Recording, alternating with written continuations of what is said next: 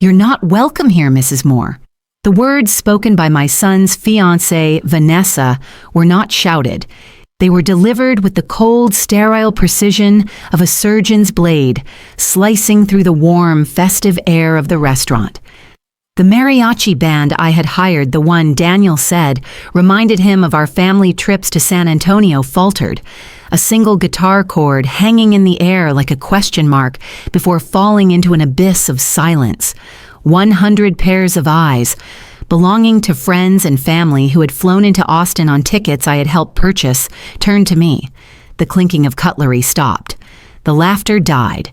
The entire room became a vacuum, and I was at its center, gasping for air that wasn't there.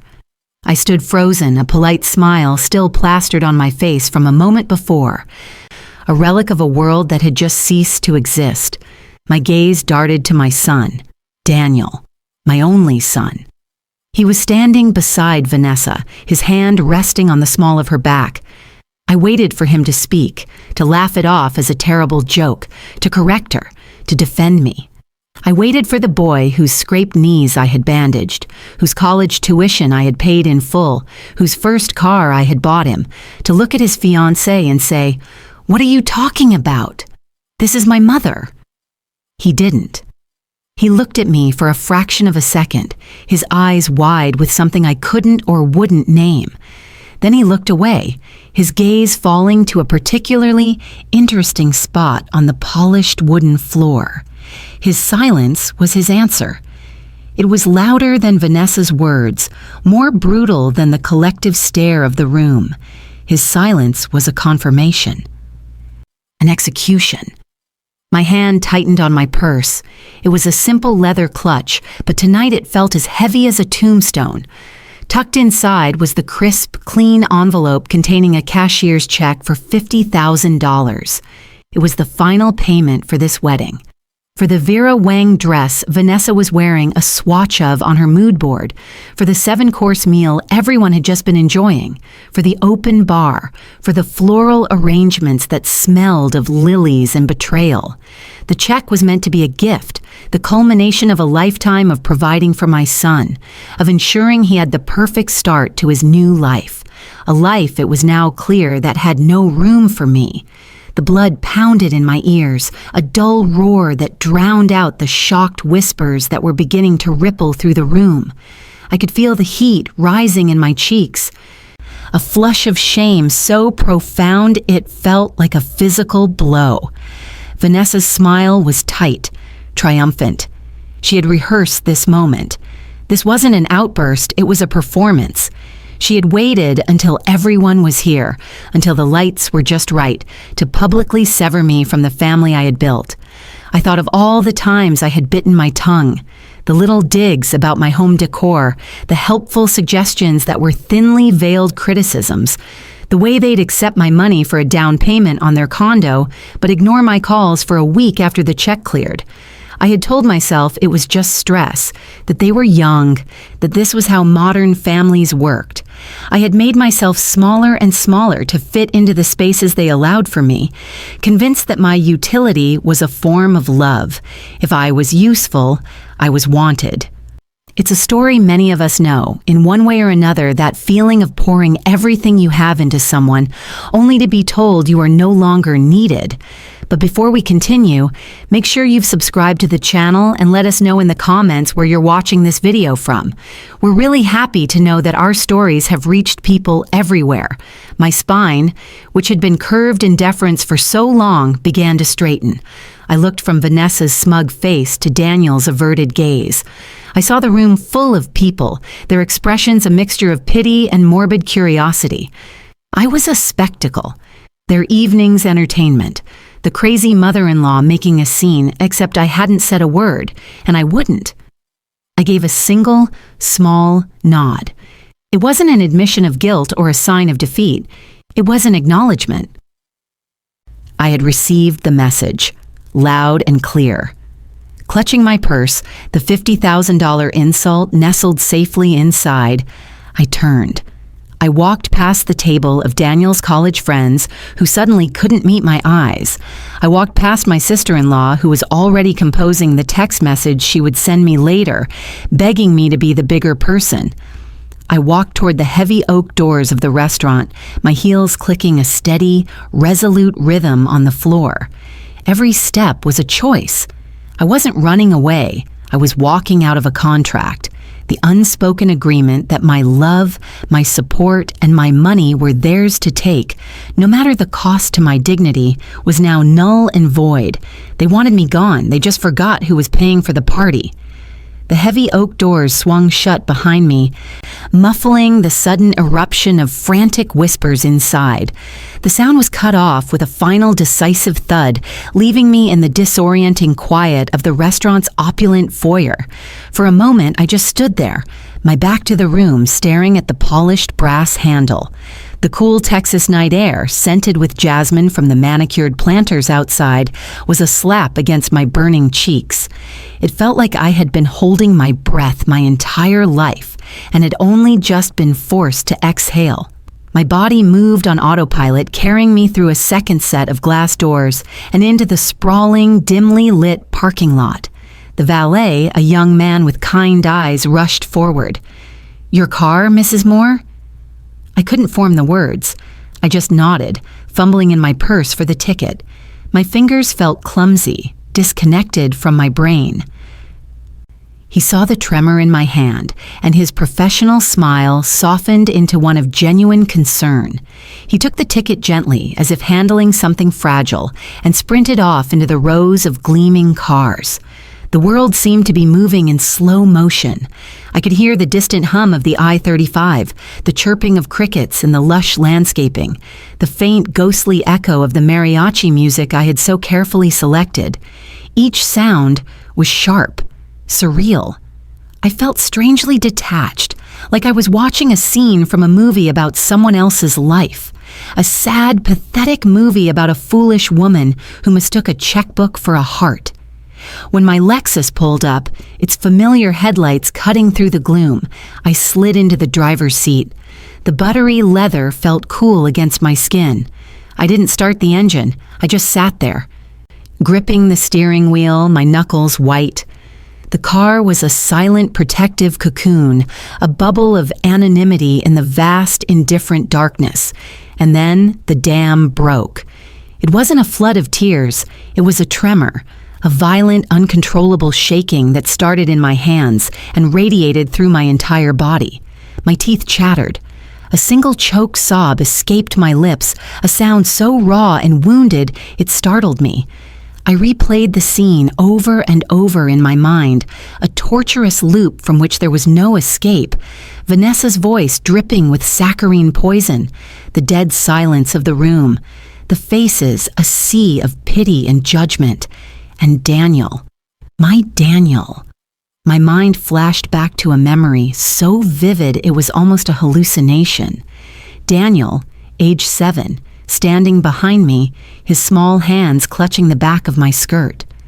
We were at a parent-teacher conference, and his teacher was gently explaining that he was struggling to make friends, that he was too shy, that a bigger boy named Mark had been taking his lunch money. I remember the fierce, primal wave of protectiveness that had washed over me. The next day, I was at the school. I spoke to the principal. I spoke to Mark's parents. I did not raise my voice. I was polite, reasonable, and absolutely immovable. I made it clear, in no uncertain terms, that no one was ever to lay a hand on my son again. When Daniel came home that afternoon, he had hugged my legs so tightly I almost fell over. "You're my superhero, Mom," he had whispered into my dress. Where was that boy now? Where was the man he was supposed to have become? He had stood there, hand in hand with his own bully, and watched as she took my dignity instead of my lunch money. He had let her do it. He had looked away. That was the deepest cut. He had made me a stranger in my own life. My phone, resting on the passenger seat, began to buzz.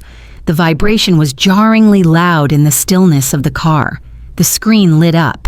It was a text from my sister-in-law, Patricia. "Linda, what happened? Please come back inside. You're making everyone uncomfortable." My breath hitched. Not, "Are you okay?" Not, "I can't believe she said that to you," but, "You're making everyone uncomfortable." As always, my pain was an inconvenience, a social faux pas to be smoothed over as quickly as possible. The phone buzzed again, and again, a cascade of notifications, each one a tiny digital stone being thrown at me while I was already down. A text from one of Vanessa's bridesmaids. "Are you okay, Mrs. M? V is just really stressed about the wedding." A text from a distant cousin. "Hope everything's all right. We're all a bit confused." Then one from Patricia again, more insistent this time. "Linda, for heaven's sake, don't make this a scene. Just come back and apologize to Vanessa. Be the bigger person. Be the bigger person." The 4 words that had served as the bars of my cage for 30 years. Be the bigger person when your husband forgets your anniversary. Be the bigger person when his family makes passive-aggressive comments about your cooking. Be the bigger person when your son starts treating you like an ATM. It meant be the doormat. Absorb the blow, swallow the insult, and smile. Always smile, for the sake of keeping a peace that was never really peaceful at all. It was just a prolonged, silent surrender. I scrolled through the messages, a bitter, acidic taste filling my mouth. They were all variations on the same theme, a frantic effort to manage the situation, to stuff the ugliness back in the box so the party could continue. No one asked if I was hurt. No one defended me. No one, not a single person, had sent a message saying what Vanessa did was wrong. And the most deafening message of all was the one that wasn't there. Nothing from Daniel. No call. No text. No frantic, guilt-ridden apology, just a gaping, terrifying silence that confirmed everything I had just learned in that dining room. He had made his choice. He was standing with her. And in that moment, something inside me shifted. The trembling stopped. The heartbreak, that vast, hollow ache in my chest, didn't disappear, but it was suddenly consumed by something else. Something hot and clean and powerful. Rage. It wasn't the hysterical, flailing anger I would have expected. It was a cold, clarifying fire. It burned away the fog of hurt and confusion, leaving behind a diamond-hard certainty. They thought I was a nuisance, a problem to be handled. They saw a quiet, accommodating woman who would eventually retreat, cry in private, and then come crawling back with her checkbook open to smooth things over, just to be allowed back into the sterile warmth of their family unit. They had made a profound miscalculation. They had forgotten that the person who writes the checks is not a guest. She is the host, and the host decides when the party is over. My hand, now perfectly steady, reached for the phone. I ignored the litany of pathetic, self-serving messages. My thumb moved with calm, deliberate purpose, scrolling through my contacts until I found the name I was looking for, Jessica Albright Wedding Planner. I pressed the call button and lifted the phone to my ear. It rang twice. "Linda, hi, is everything okay? I was just about to text you to confirm the final payment schedule for next week." Jessica's voice was cheerful, professional, blissfully unaware of the bomb that had just detonated. I took a slow, steadying breath. When I spoke, my own voice surprised me. It was level, calm, and utterly devoid of emotion. It was the voice of a CEO announcing a corporate restructuring, not a mother whose heart had just been shattered on a restaurant floor. "Hello, Jessica," I said. "It's Linda Moore." "Of course. Is now a good time?" "A perfect time," I replied. "I'm calling to inform you of a change of plans regarding the wedding." "Oh, okay," she said, a hint of caution entering her tone. "A change to the seating chart? Or the menu selection?" I looked out through the windshield at the dark, empty parking lot. I saw my reflection faintly in the glass, a woman with a pale, set face and eyes that glittered with a light she hadn't seen in decades. "No," I said, "a much more significant change." I paused, letting the silence hang in the air for a beat. I wanted to savor this. This was not an act of vengeance. It was an act of survival.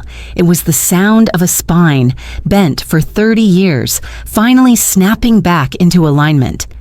"Cancel it," I said. Jessica was silent for a moment. "I'm sorry, I think I misheard you. Cancel... what? The mariachi band for tonight?" "No, Jessica," I said, my voice as calm and clear as a winter morning. "Cancel everything. The venue, the caterer, the photographer, the florist, the DJ, the cake, the invitations we were about to mail. Cancel the entire wedding. It's off." "But, Linda, Mrs. Moore, I don't understand. The deposits are non-refundable. We're talking about tens of thousands of dollars already spent." "I am aware," I said. "Consider it the cost of a lesson learned. As the sole signatory and financial guarantor on every single one of those contracts, I am exercising my right to terminate them, effective immediately. Please begin making the calls. Send me a final, itemized invoice for any cancellation fees. I will settle it promptly, but the funding for this event has been withdrawn." The other end of the line was dead silent. I could picture Jessica in her chic home office, her perfectly organized binder open, her mind reeling. She was a planner. This was the unplanned. "Linda, did you speak with Daniel and Vanessa about this?" she finally stammered. A small, humorless smile touched my lips. "No," I said. "They made it quite clear that I'm not welcome. And where I am not welcome, neither is my money." I ended the call before she could reply. I placed the phone back down on the passenger seat, screen down this time. The buzzing had stopped. I started the car. The engine purred to life, its quiet, powerful hum filling the silence. I was no longer trembling. I was no longer crying. The hollow ache in my chest had been replaced by a strange, exhilarating lightness.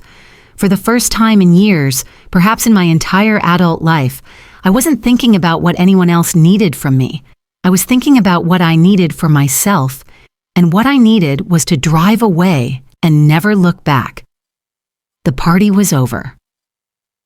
And I had just turned out the lights. The drive home was a blur of traffic lights and anonymous headlights. I don't remember the specific turns I made or the streets I crossed, but I remember the feeling. The air inside the car, once thick with suffocating grief, now felt crisp and clean, charged with the electric hum of a decision made. The rage that had ignited in the parking lot had burned down to a steady, pilot-light glow, a source of controlled energy, not destructive heat. It was the most focused I had felt in 30 years. I pulled into my garage, the automatic door gliding shut behind me, sealing me inside my quiet, orderly world. The house was silent, but it wasn't an empty silence. It was a clean silence. For years, this house had been a staging ground, a central command for Daniel's life. It was where I'd stored his old furniture, hosted his friends for holidays, and fielded calls about his ever-present needs. Tonight, it felt like mine again. I walked into the kitchen and set my purse on the cool granite countertop. I didn't take out the check. I left it inside, a $50,000 monument to a mistake I would never make again. I didn't turn on the television or the radio. I poured a glass of ice water, the clinking of the cubes against the glass sounding like a gavel in the stillness. I sat down at my kitchen table, took a deep breath, and pulled out my phone. Jessica, the wedding planner, was just the first domino. She was the general contractor. But I was the one who had signed my name, Linda M. Moore, on the dotted line for every single subcontractor.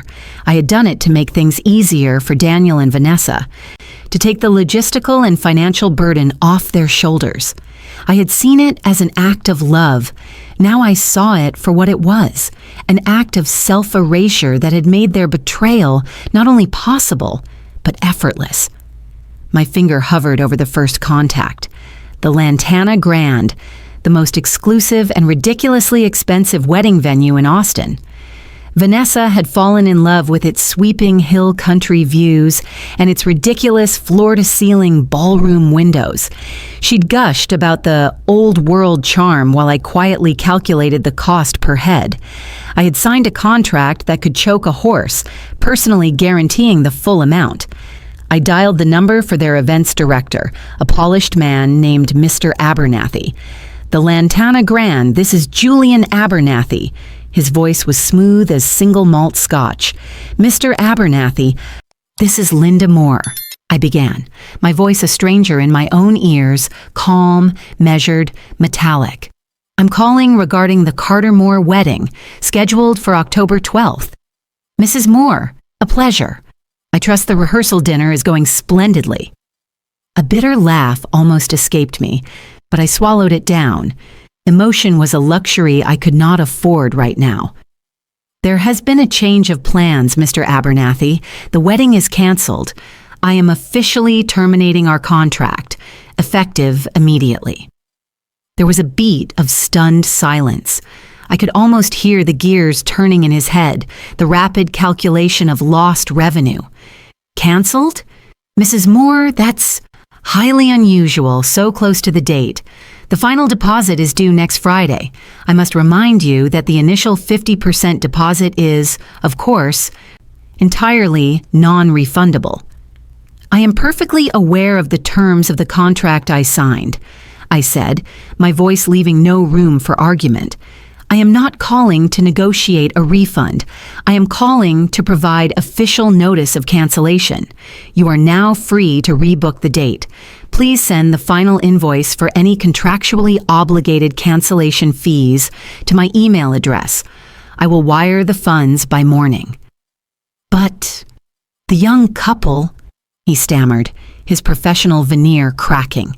"Surely this is a misunderstanding. Perhaps we should arrange a conference call with your son and his fiancée." "No," I cut him off, the word sharp and final. "That will not be necessary. My son and his fiancée have no authority in this matter. The contract is with me, the funds are from me, and my decision is final. Thank you for your time, Mr. Abernathy." I hung up before he could utter another protest. I set the phone down, my heart hammering against my ribs, but my hand was rock steady. A small, unfamiliar tremor of power coursed through me. For years, men like Mr. Abernathy had spoken to me with a cloying politeness reserved for wealthy, harmless, older women. He had never heard this voice from me before. I hadn't known I possessed it myself. One down. Next was the caterer, a boutique firm called Gourmand. Vanessa had insisted on them after tasting their ridiculous bacon-wrapped quail eggs at some charity gala. I had sat through a 3-hour tasting menu, nodding and smiling as she and Daniel debated the merits of saffron risotto versus truffle polenta, before quietly writing a check for a deposit that could have funded a small country for a week. I called the owner, a woman named Elise. Her reaction was less corporate, more human. "Oh my goodness, Linda, no," she gasped after I delivered the same calm, concise speech. "Is everyone okay? This is such a shock." "Everyone is fine, Elise," I said, and it was true. For the first time, I was better than fine. It was a family decision. The event will not be proceeding. But the ingredients, the imported cheeses, the Japanese Wagyu, we've already placed the orders. I'll be ruined. This was the part I had dreaded, the collateral damage. These people had done nothing wrong. "Elise," I said, my voice softening slightly, "look at our contract. I know there's a cancellation clause. You will send me an invoice for every single dollar you are owed per that agreement, including the full cost of any non-returnable inventory. You will not lose a dime on this. I give you my word." She was quiet for a moment. "Okay, Linda," she said, her voice thick with a mixture of relief and confusion. "Okay, I'm so sorry this is happening." "I'm not," I said, and hung up. Each call was a snip of the scissors, cutting one of the thousands of threads of obligation that had bound me for years. The florist was next. I thought of the hours I had spent looking at pictures of Dutch peonies and Ecuadorian roses. Flowers Vanessa insisted on having, completely out of season and flown in at astronomical cost. I canceled the order with a brisk efficiency that gave the flustered shop owner no room to argue. I imagined a refrigerated room somewhere, filled with thousands of blooms that would now be spared the indignity of decorating my public humiliation. Then, the photographer, a trendy, sought-after artist whose candid style cost more than my first car. I left a voicemail on his machine, a clinical message stating the facts. The event was canceled, the contract was terminated, and the final bill should be sent to my address. I was erasing the future. There would be no glossy 8x10 memories of this day, no curated album of lies to be displayed on a coffee table. The entire event would exist only as a bad memory, and soon not even that. The night wore on. I worked my way down the list I had kept in a neat folder in my desk drawer. The string quartet for the ceremony, canceled.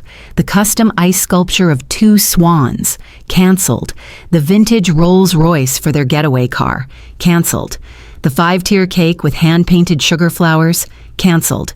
With each call, I felt a weight lifting, a layer of sediment being washed away. I was taking it all back, not just the money, but my time, my energy, my complicity in my own marginalization. My last call was to the mariachi band. They were the ones who had been playing when it all fell apart. They were my choice, a nod to Daniel's childhood, a piece of our shared history that Vanessa had probably only tolerated. I felt a pang of something not regret, but sadness for what that music had once represented. The band leader, a kind older gentleman named Hector, answered on the second ring. I spoke to him in the rusty Spanish I'd learned growing up in South Texas. I explained that due to unforeseen family circumstances, the wedding would not be happening. I apologized profusely for the last-minute change. "Madam Moore, don't worry," he said, his voice warm and gracious. "These things happen. We are sorry for your family's trouble." "Hector," I said, "I signed a contract with you. I want to pay you the full amount we agreed upon. You and your men reserved the night for my family, and you should not be penalized because my family fell apart." He was silent for a long moment. "Madam," he said finally, his voice thick with emotion, "that is not necessary, but it is very honorable. Thank you." "De nada," I whispered, and ended the call. I sat back in my chair, the phone finally silent in my hand. The moon cast a pale silver light across my kitchen floor. It was almost 3 a.m.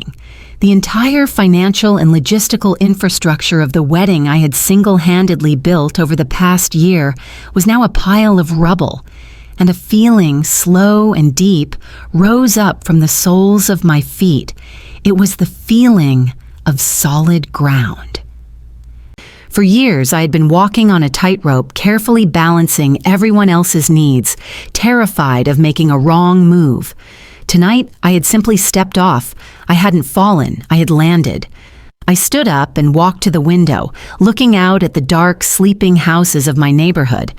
My reflection stared back at me, a woman I was only just beginning to recognize. The slump in my shoulders was gone. My chin was lifted. It wasn't the giddy thrill of revenge. It was the solemn, quiet click of a key, turning in a lock, securing a door that should have been closed years ago. If I was not welcome, neither was my money. The logic was so simple, so pure. Why had it taken me so long to see it? The silence of the house was broken by the low hum of the refrigerator. I knew this peace wouldn't last. The sun would rise in a few hours, and with it, the storm would come. Daniel would call. Then he would show up. There would be yelling, accusations, blame. But for the first time, the thought didn't fill me with dread. Let him come. I would be ready. I finally had a spine, and I was beginning to enjoy the view from a little bit taller. I didn't sleep.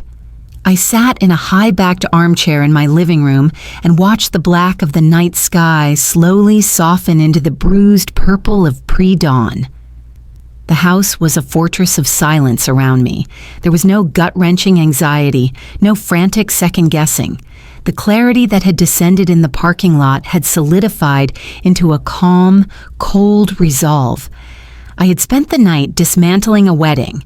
What I had really done was dismantle a lie I had been living for 30 years.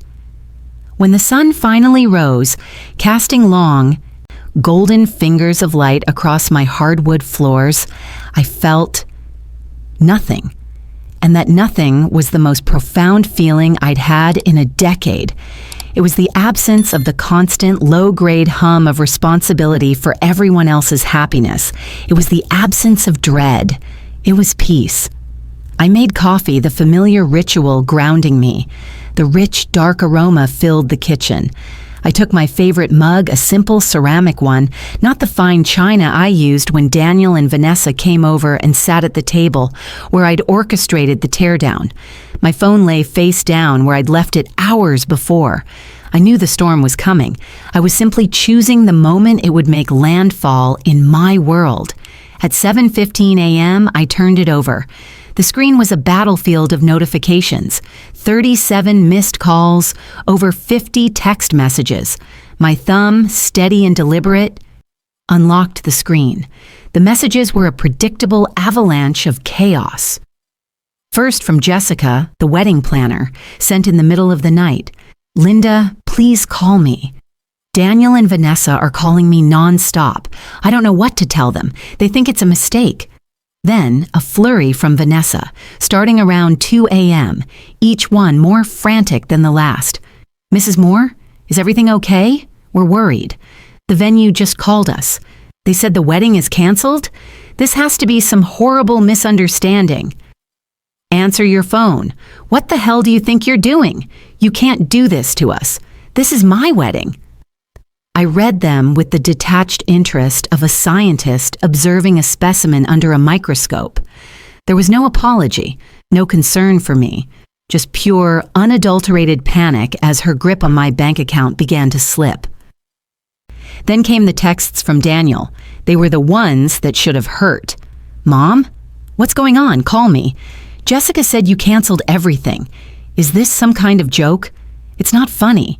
Mom, you're embarrassing me. You're embarrassing Vanessa. Whatever point you're trying to make, you've made it. Now call the venue back and fix this. I can't believe you, after everything we've done for you." That last line was so absurd, so breathtakingly delusional that I almost laughed. Everything we've done for you. They had allowed me to pay for their lives. They had graced me with their presence. That was the extent of their contribution. I put the phone back down. I would not engage in a war of texts. I would not allow them to drag this fight onto their chosen ground of digital hysterics and manipulative half-truths. If Daniel wanted to have this conversation, he would have to have it with me, face to face. I didn't have to wait long. At 9:02 a.m., a car screeched to a halt in my driveway. I heard a car door slam with a force that seemed to rattle the windows. A moment later, the doorbell began to ring, not with a polite press, but a series of frantic, insistent stabs. Ding-dong, ding-dong-dong-dong. Then the knocking started, a hard, angry pounding against the solid oak of my front door. I didn't rush. I took a slow sip of my coffee, the warmth spreading through my chest. I placed the mug carefully in the sink, rinsed it, and set it in the dishwasher. I smoothed the front of my simple linen blouse. I was not a combatant preparing for battle. I was a homeowner about to answer the door to a trespasser. I walked to the foyer, my footsteps measured on the cool tile. The pounding continued, more furious now. "Mom, I know you're in there. Open this door right now." I took one final deep breath, turned the deadbolt, and opened the door. He stood on my porch, a stranger wearing my son's face. His hair was a mess, like he'd been dragging his hands through it. His expensive rehearsal dinner suit was rumpled.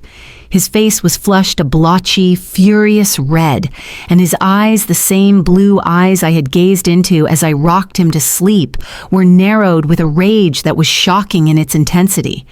He didn't wait for an invitation. He tried to storm past me into the house. I didn't move. I simply stood my ground, my hand on the edge of the door blocking his path.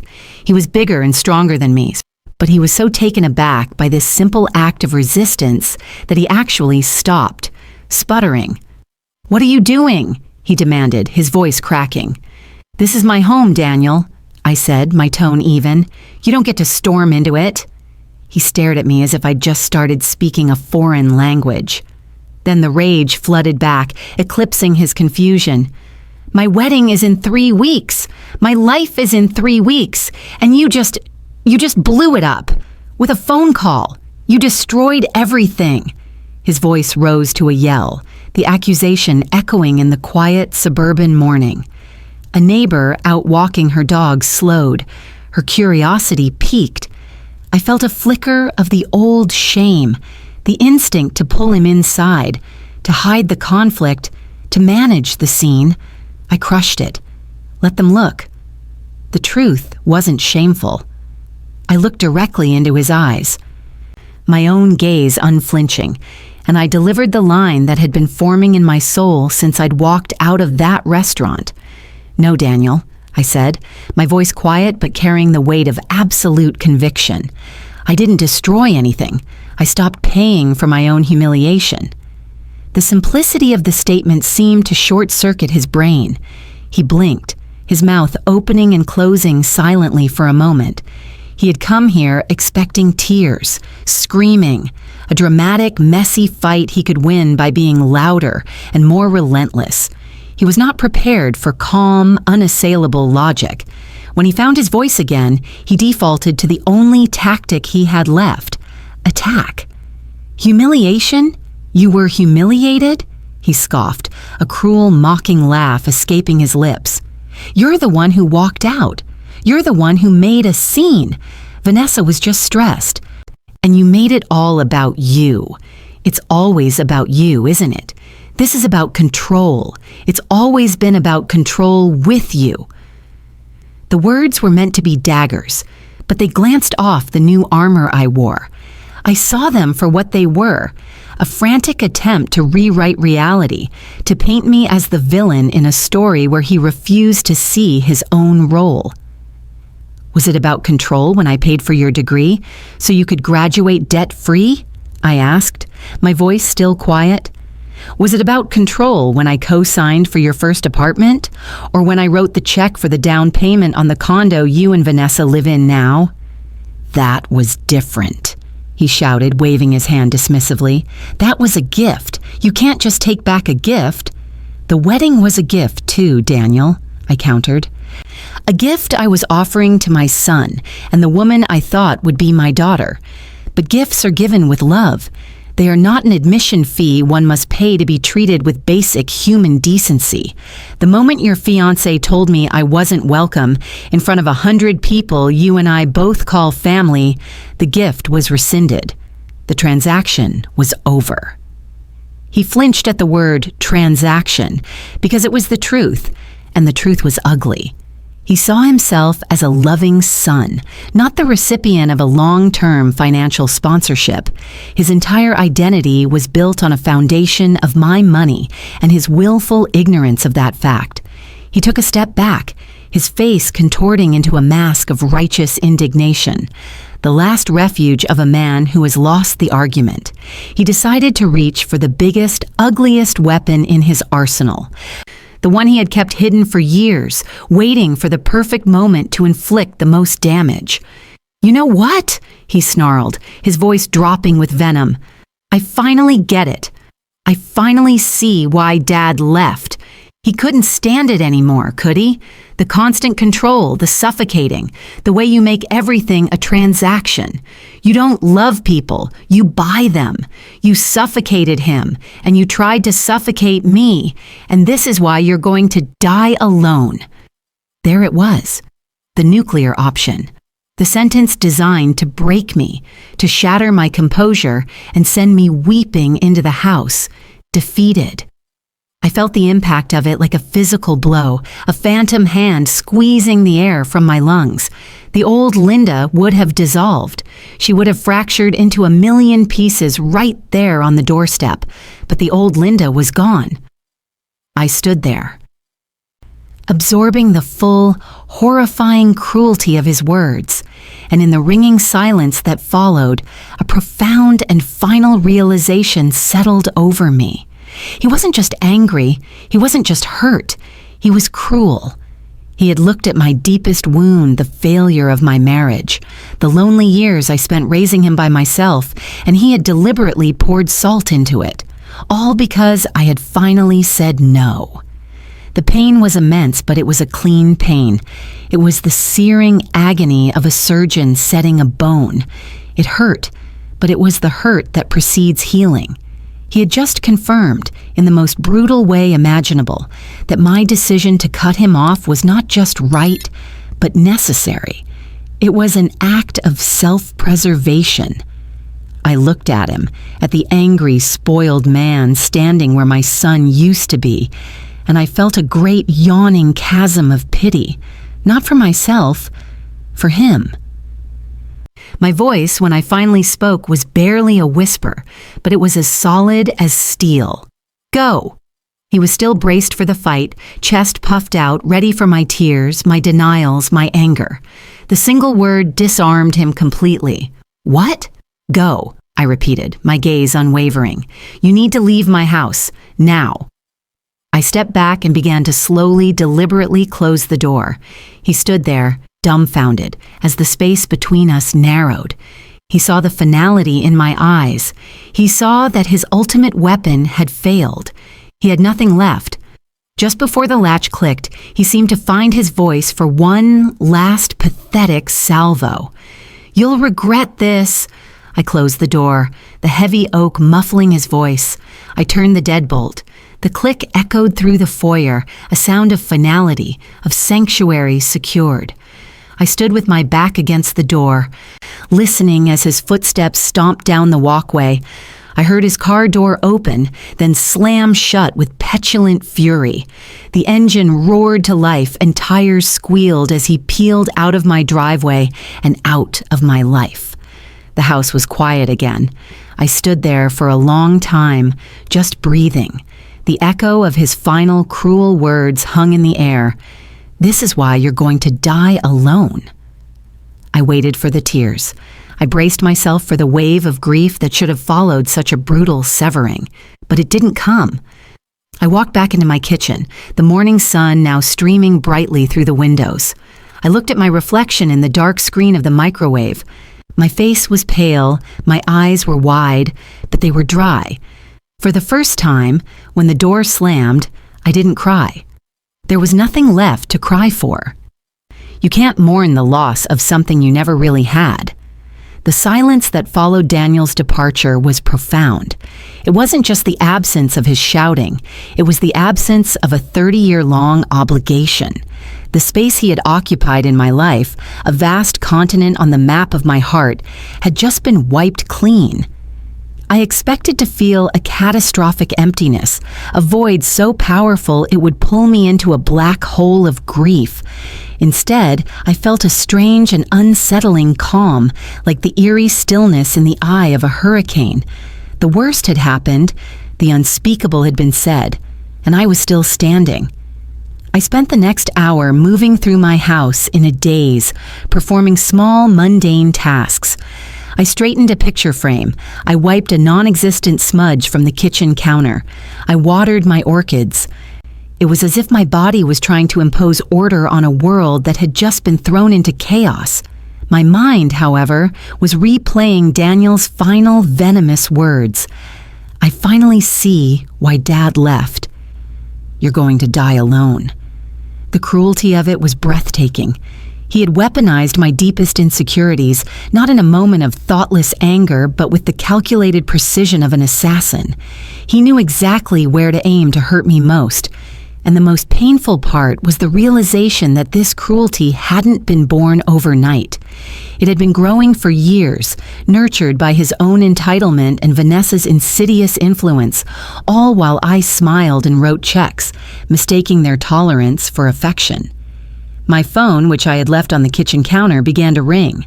The sound was an intrusion, a violation of the fragile peace I was trying to build around myself. I glanced at the screen. The caller ID read, Patricia, my late husband's sister, my sister-in-law. For years, she had been my closest confidant within the family, the one I'd call after a holiday dinner to gently complain about her mother's backhanded compliments. A flicker of hope, weak but persistent, ignited within me. Maybe Patricia had heard what happened. Maybe she was calling to offer support, to express her outrage on my behalf. Maybe she would be the one person to finally say, "What they did to you was wrong." Foolish me. I should have known better. I let it ring a few more times before answering, composing myself, straightening my spine. "Hello, Patricia." "Linda, thank God you answered. I've been so worried. What on earth is going on? Daniel just called me, and he's an absolute wreck." Her voice was a torrent of anxious energy, but the concern was directed entirely at Daniel. My flicker of hope died, extinguished by the cold water of reality. "I imagine he is," I said, my voice flat. "He said you canceled the wedding. The whole thing, Linda. You can't be serious. This is just a misunderstanding that's gotten out of hand. You have to fix this." The familiar refrain. You have to fix this. It was the story of my life. I was the family fixer, the emotional janitor, the one who was expected to clean up every mess, regardless of who made it. "There is nothing to fix, Patricia," I said. "The wedding is off, the decision has been made." "But why?" she pleaded, her voice rising with incredulity.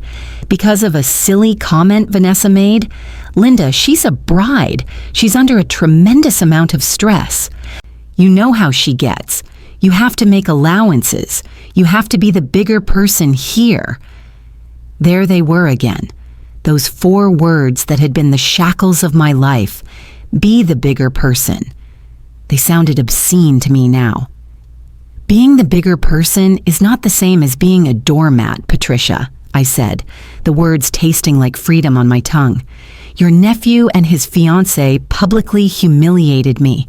They made it clear I was not welcome, so I removed myself and my financial support from the equation. It's quite simple." "Simple?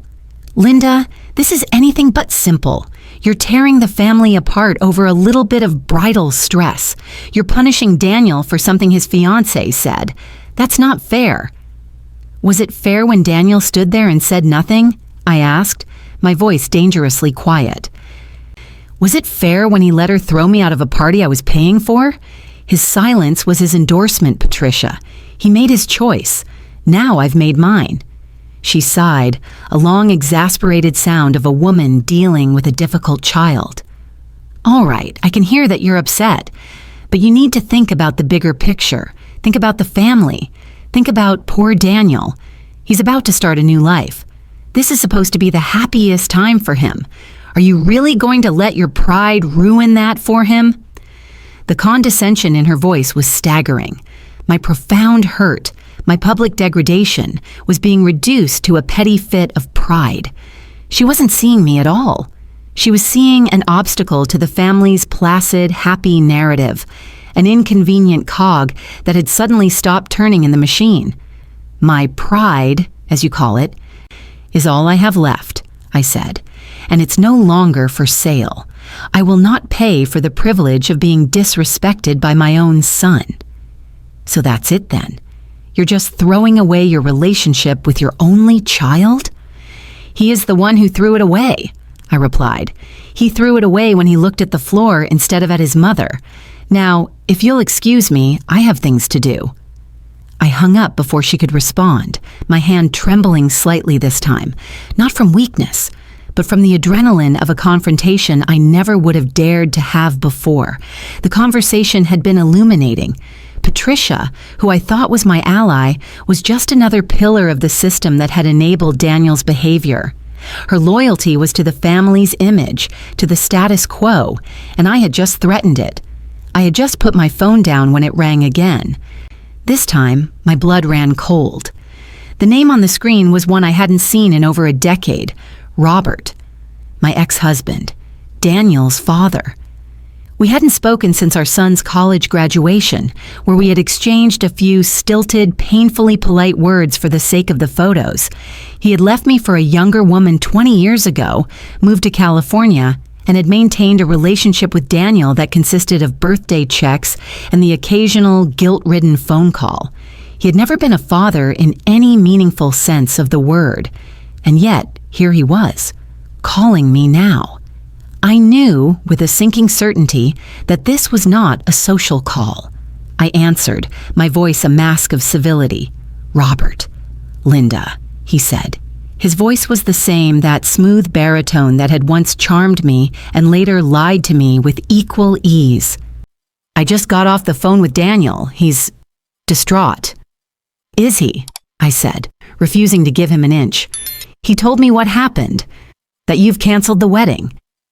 He paused, as if expecting me to jump in with a tearful explanation. I remained silent. "Linda, I know we've had our differences, but this is a new low, even for you." The sheer audacity of his statement almost took my breath away. This man who had abandoned his family, who had not contributed a single dollar to Daniel's upbringing beyond what a court had ordered, was now sitting in judgment of my character. "You have no idea what you're talking about, Robert," I said, my voice dangerously calm. "I know that our son is in pain and you're the one causing it." He shot back, his voice thick with a manufactured paternal concern that was frankly insulting. "Whatever spat you had with his fiancée, you handle it after the wedding. You smile for the pictures, you write the check, and you do what's best for your son. That's what a mother does." And in that moment, it all clicked into place. The final missing piece of the puzzle slid into my brain with sickening clarity. Robert, Patricia, Daniel, Vanessa, they were all the same. They didn't see Linda Moore, the woman. They didn't see a mother, a sister-in-law, an ex-wife. They saw an entity, a resource, a function. They saw a wallet. To them, my role was simple: to provide, to facilitate, to absorb, and to be silent. I was the family's silent partner, the one who funded the enterprise but had no say in the management. The moment I had stopped funding it, the moment I had found my voice, I was no longer a mother being hurt. I was a broken appliance, a malfunctioning ATM that needed to be berated back into service. My feelings were irrelevant. My dignity was a non-factor. My only value was my utility. This whole time, I had thought my family was dysfunctional. I had thought my relationship with my son was strained. But the truth was much starker. I hadn't had a family at all. I had been the chief financial officer of a small corporation whose primary shareholders were my son and his father. And I had just been fired, or rather, I had quit. "Is that what a mother does, Robert?" I asked, a strange, hollow laugh bubbling up inside me. "Is that your expert opinion, from your vantage point 3,000 miles away? You who haven't seen your son on his birthday in 15 years? You who didn't even know the name of his fiancée until you got the save the date card?" He was silent. I had finally, for the first time in our entire history, left him speechless. "You have no right to speak to me about what a mother does," I continued, the words pouring out of me, clean and hard and true. "You have no right to an opinion. You are a biological footnote in Daniel's life, not a father. So do me a favor. Go back to your new wife and your new life, and stay out of mine." I hung up the phone. I didn't slam it down. I pressed the red end call icon with the deliberate final gesture of someone signing a Declaration of Independence. I stood in the center of my silent living room, the phone now heavy and useless in my hand. The hurricane had hit. The onslaught I had been expecting had come and gone, and I was not broken. I was not even bent. The pressure campaign had failed. It had only served to prove my point. There was no one in my corner. There was no one who saw me as a person deserving of respect. There was only me. And for the first time, that didn't feel like a lonely realization. It felt like a powerful one. I was an army of one, and I was more than enough. After hanging up on Robert, I unplugged the landline from the wall. Then I turned off my cell phone, silencing the angry, buzzing hornet's nest of my family. The sudden, absolute quiet was a balm. It was the first time in 48 hours that the world had stopped demanding something from me. In the silence, I could finally hear myself think. I drifted through the house as the afternoon light slanted through the windows, turning dust motes into glimmering constellations. The place was a museum of my life, each object a curated artifact of the woman I used to be. There, on the mantel, was a silver frame holding a photo of a 10-year-old Daniel, beaming, a gap where his 2 front teeth should be. I had taken that photo myself on a trip to the Grand Canyon, a trip I'd meticulously planned and paid for after Robert left, determined that my son would not miss out on family memories just because his father had walked away. There on the bookshelf was my collection of vintage cookbooks, their pages stained with butter and vanilla from countless birthday cakes and holiday feasts I had prepared, always striving to create a perfect, warm, Rockwellian ideal of family that had only ever existed in my own hopeful imagination. My entire life, I now realized, had been an act of compensation. I was compensating for Robert's absence, for the shame of a failed marriage, for the quiet fear that I wasn't enough on my own.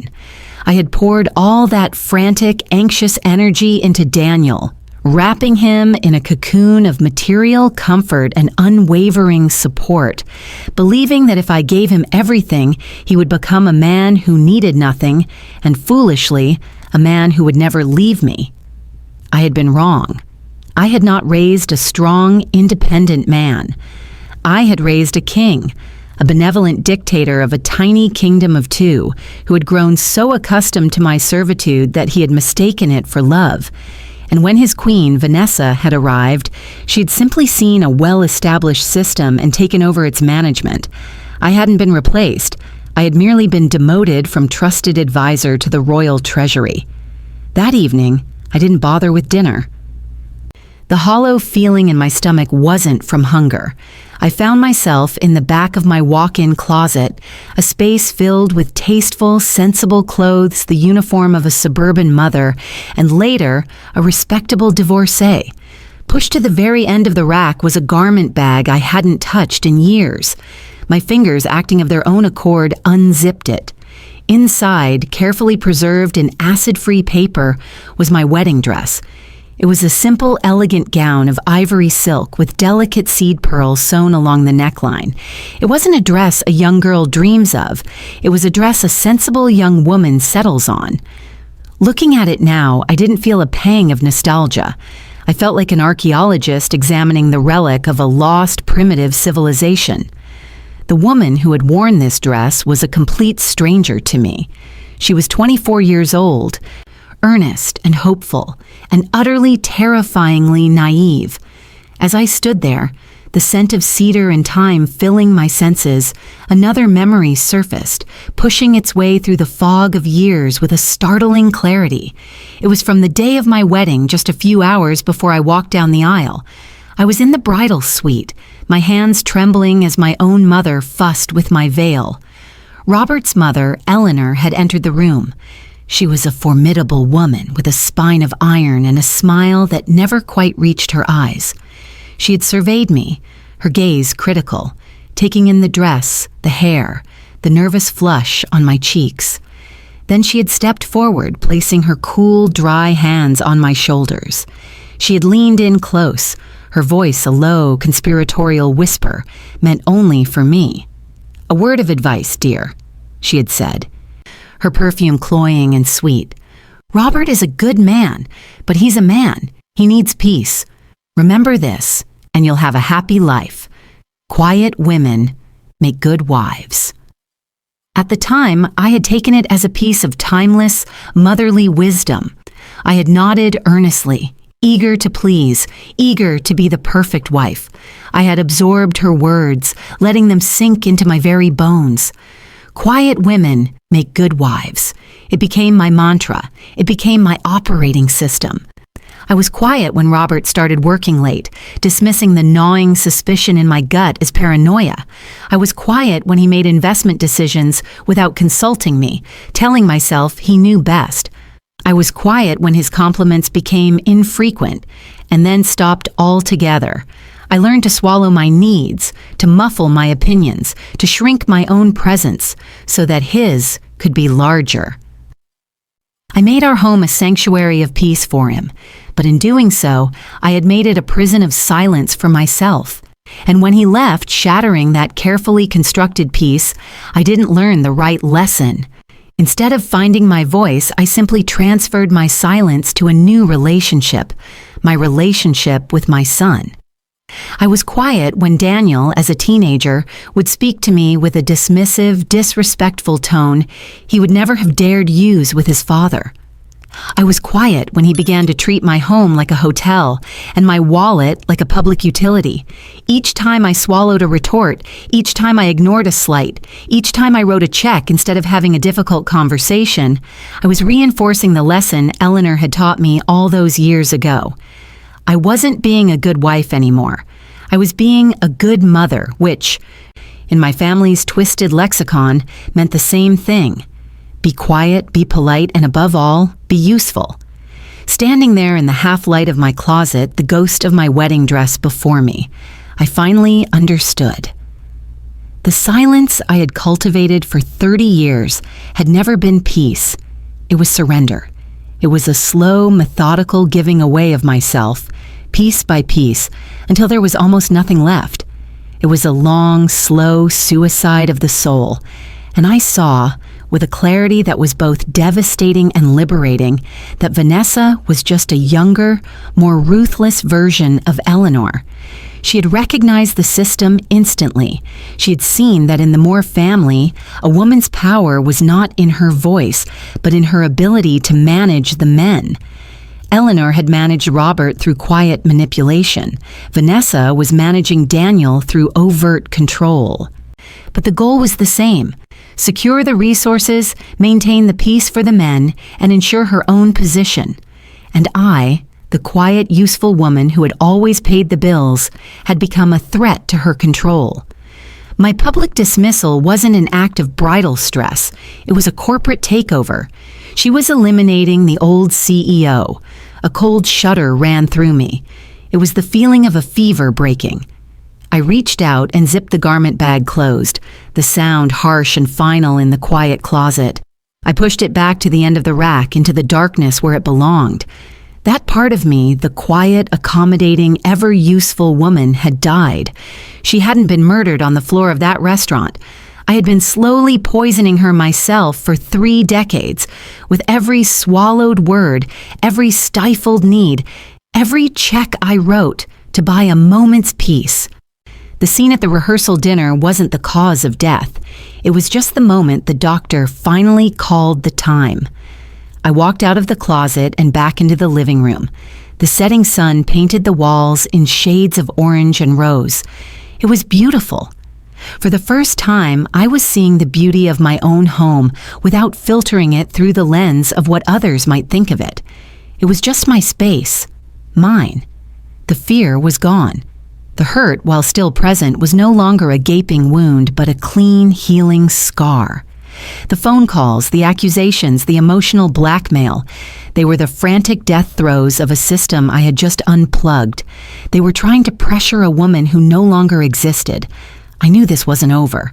They would not give up so easily. Their anger would curdle into something uglier. There would be legal threats, social media campaigns, attempts to paint me as a monster. But for the first time, the thought of a fight didn't exhaust me, because I finally knew what I was fighting for. It wasn't about the money. It was no longer even about the disrespect. It was about reclaiming the woman I had silenced all those years ago. It was about the simple, radical act of deciding that my voice, my dignity, and my peace were not negotiable.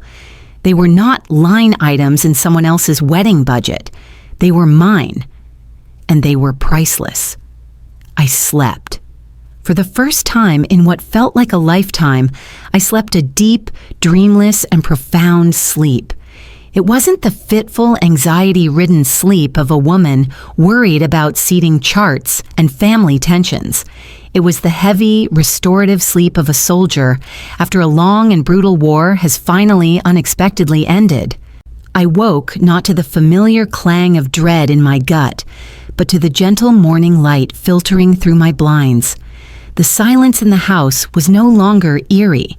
It was serene. It was the sound of my own sovereignty. The woman who rose from the bed was not the same one who had collapsed into it.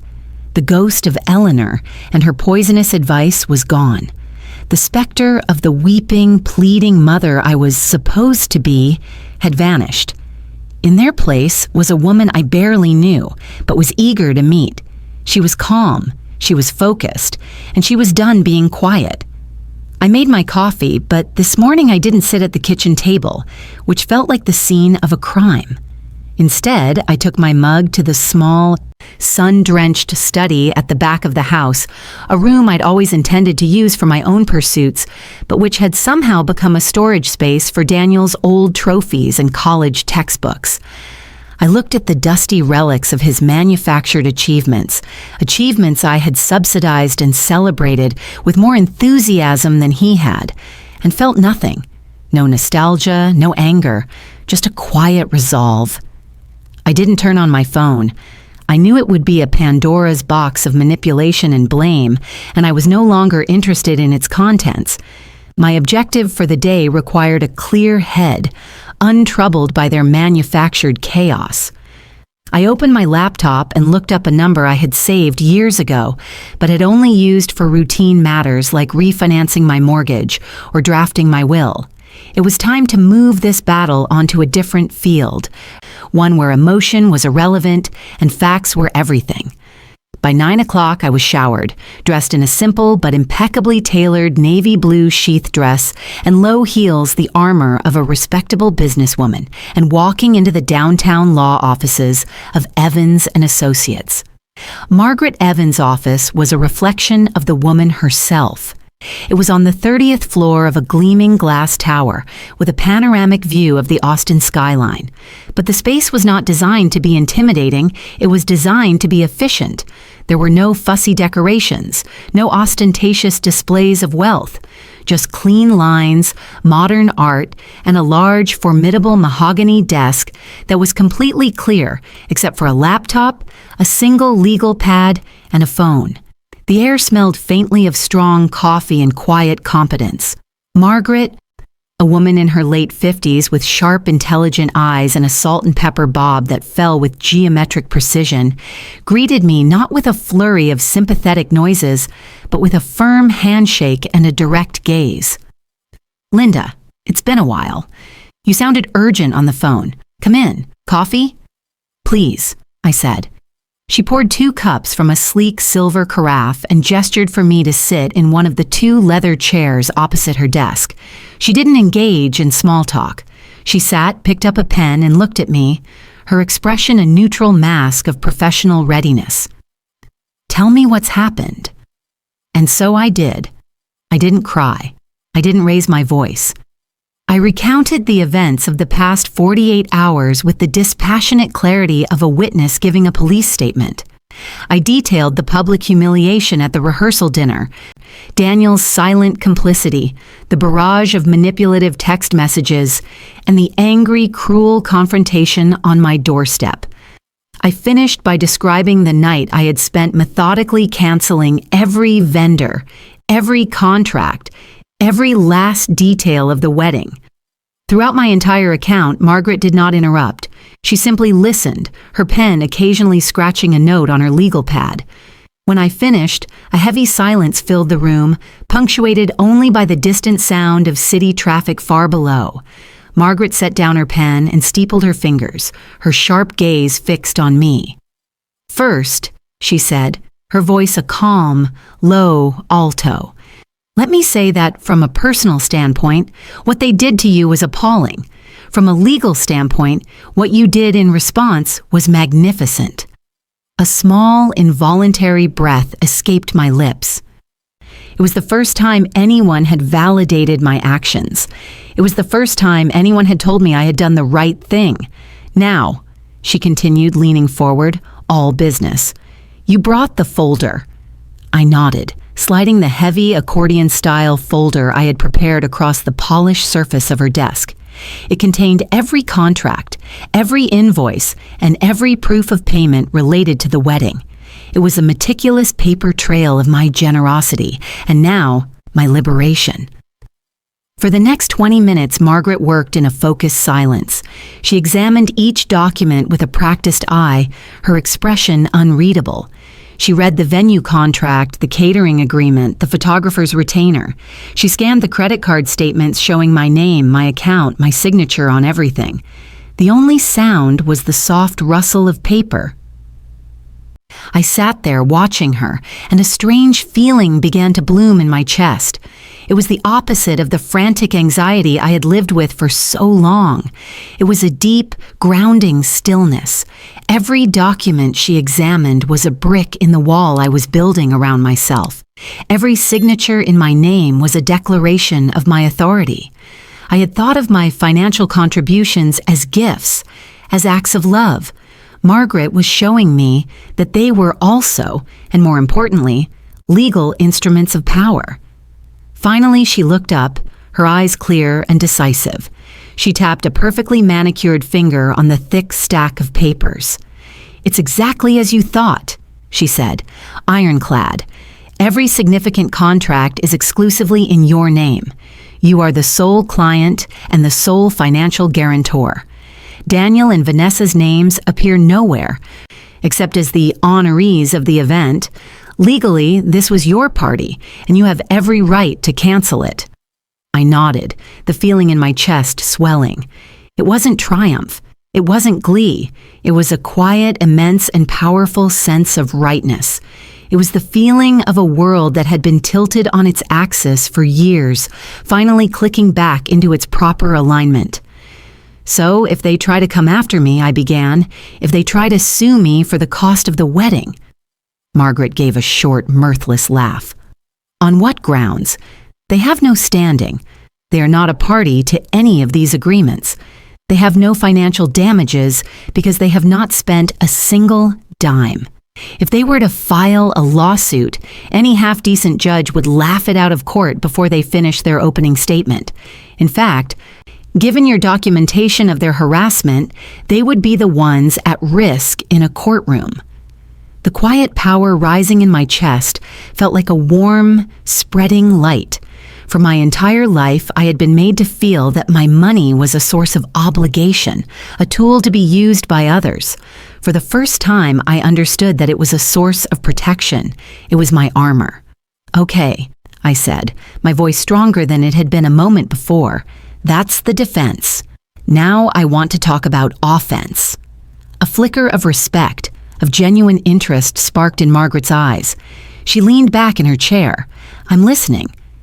This isn't just about the wedding anymore, I explained. This was a wake-up call. I have spent years making myself financially vulnerable to my son out of a misguided sense of love and trust. I co-signed his first car loan. I'm still on the deed of his condo as a guarantor for the mortgage. His name is on one of my checking accounts from when he was in college for emergencies. I need to close every single one of those doors. I want to build a firewall between my assets and my family. I want to be completely, legally, and financially disentangled from them. Margaret's expression was grimly approving. That is the smartest thing you've said all day, Linda. This is no longer just about a canceled event. This is about asset protection. We need to treat this as if you are preparing for a hostile takeover, because in a sense, you are. She turned to her computer and began to type, her fingers flying across the keyboard. Here's what we're going to do. First, we'll draft letters to every vendor you canceled on my firm's letterhead, confirming the termination of the contracts and stating that any further contact should be directed to me. This will prevent Daniel or Vanessa from trying to sweet talk or bully them into reinstating the services. Second, we will go to your bank this afternoon. We will close the joint account immediately and open new accounts at a different institution if necessary. We will also review any and all powers of attorney you may have signed. Did you ever give them any legal authority over your finances or healthcare? I felt a jolt of ice in my veins. I hadn't even thought of that. I don't think so. Vanessa had me sign some papers last year for her to help with my taxes. She said it would be easier. Margaret's eyes narrowed. We need to see those papers immediately, and we need to revoke them today. She continued, her voice a rapid-fire succession of strategic moves. We would contact the mortgage company for the condo to begin the process of removing my name as guarantor. We would review my will and my trust to ensure my assets were protected and that Daniel was no longer the primary beneficiary he had always assumed he would be. Each step she outlined was another layer of armor, another fortification around the life I was reclaiming. I wasn't just a wounded mother reacting to a slight. I was a sovereign nation securing its borders. When I finally stood to leave her office an hour later, I felt transformed. The confused, heartbroken woman who had sat trembling in her car 2 nights ago was gone. In her place was a client, a strategist, a woman with a plan. They will get angry, Linda, Margaret said, walking me to the door. When they realize they can't bully you, they will likely get vicious. Expect a smear campaign. Brace yourself for them to play the victim publicly. I know, I said. And for the first time, the thought didn't scare me. Let them. I have the truth. And now, I have you. She gave me a rare, thin smile. They have no idea who they're dealing with, she said. As I rode the elevator down from the 30th floor, I didn't look at the sweeping city view. I looked at my own reflection in the polished brass doors. I saw a woman I was proud of. She was quiet, yes, but her silence was no longer the silence of surrender. It was the calm, controlled silence of a queen surveying her chessboard, seeing all the pieces and preparing to make her next move. Margaret's warning proved to be prophetic. The attack came sooner and with more venom than I could have ever imagined.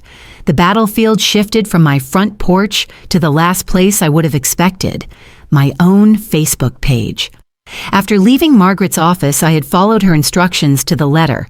We'd spent the afternoon at my bank, a quiet, sterile process of severing financial ties. The young bank manager, who had known me for years as Daniel's mom, looked at me with a mixture of confusion and pity as I calmly closed the joint account and transferred my funds.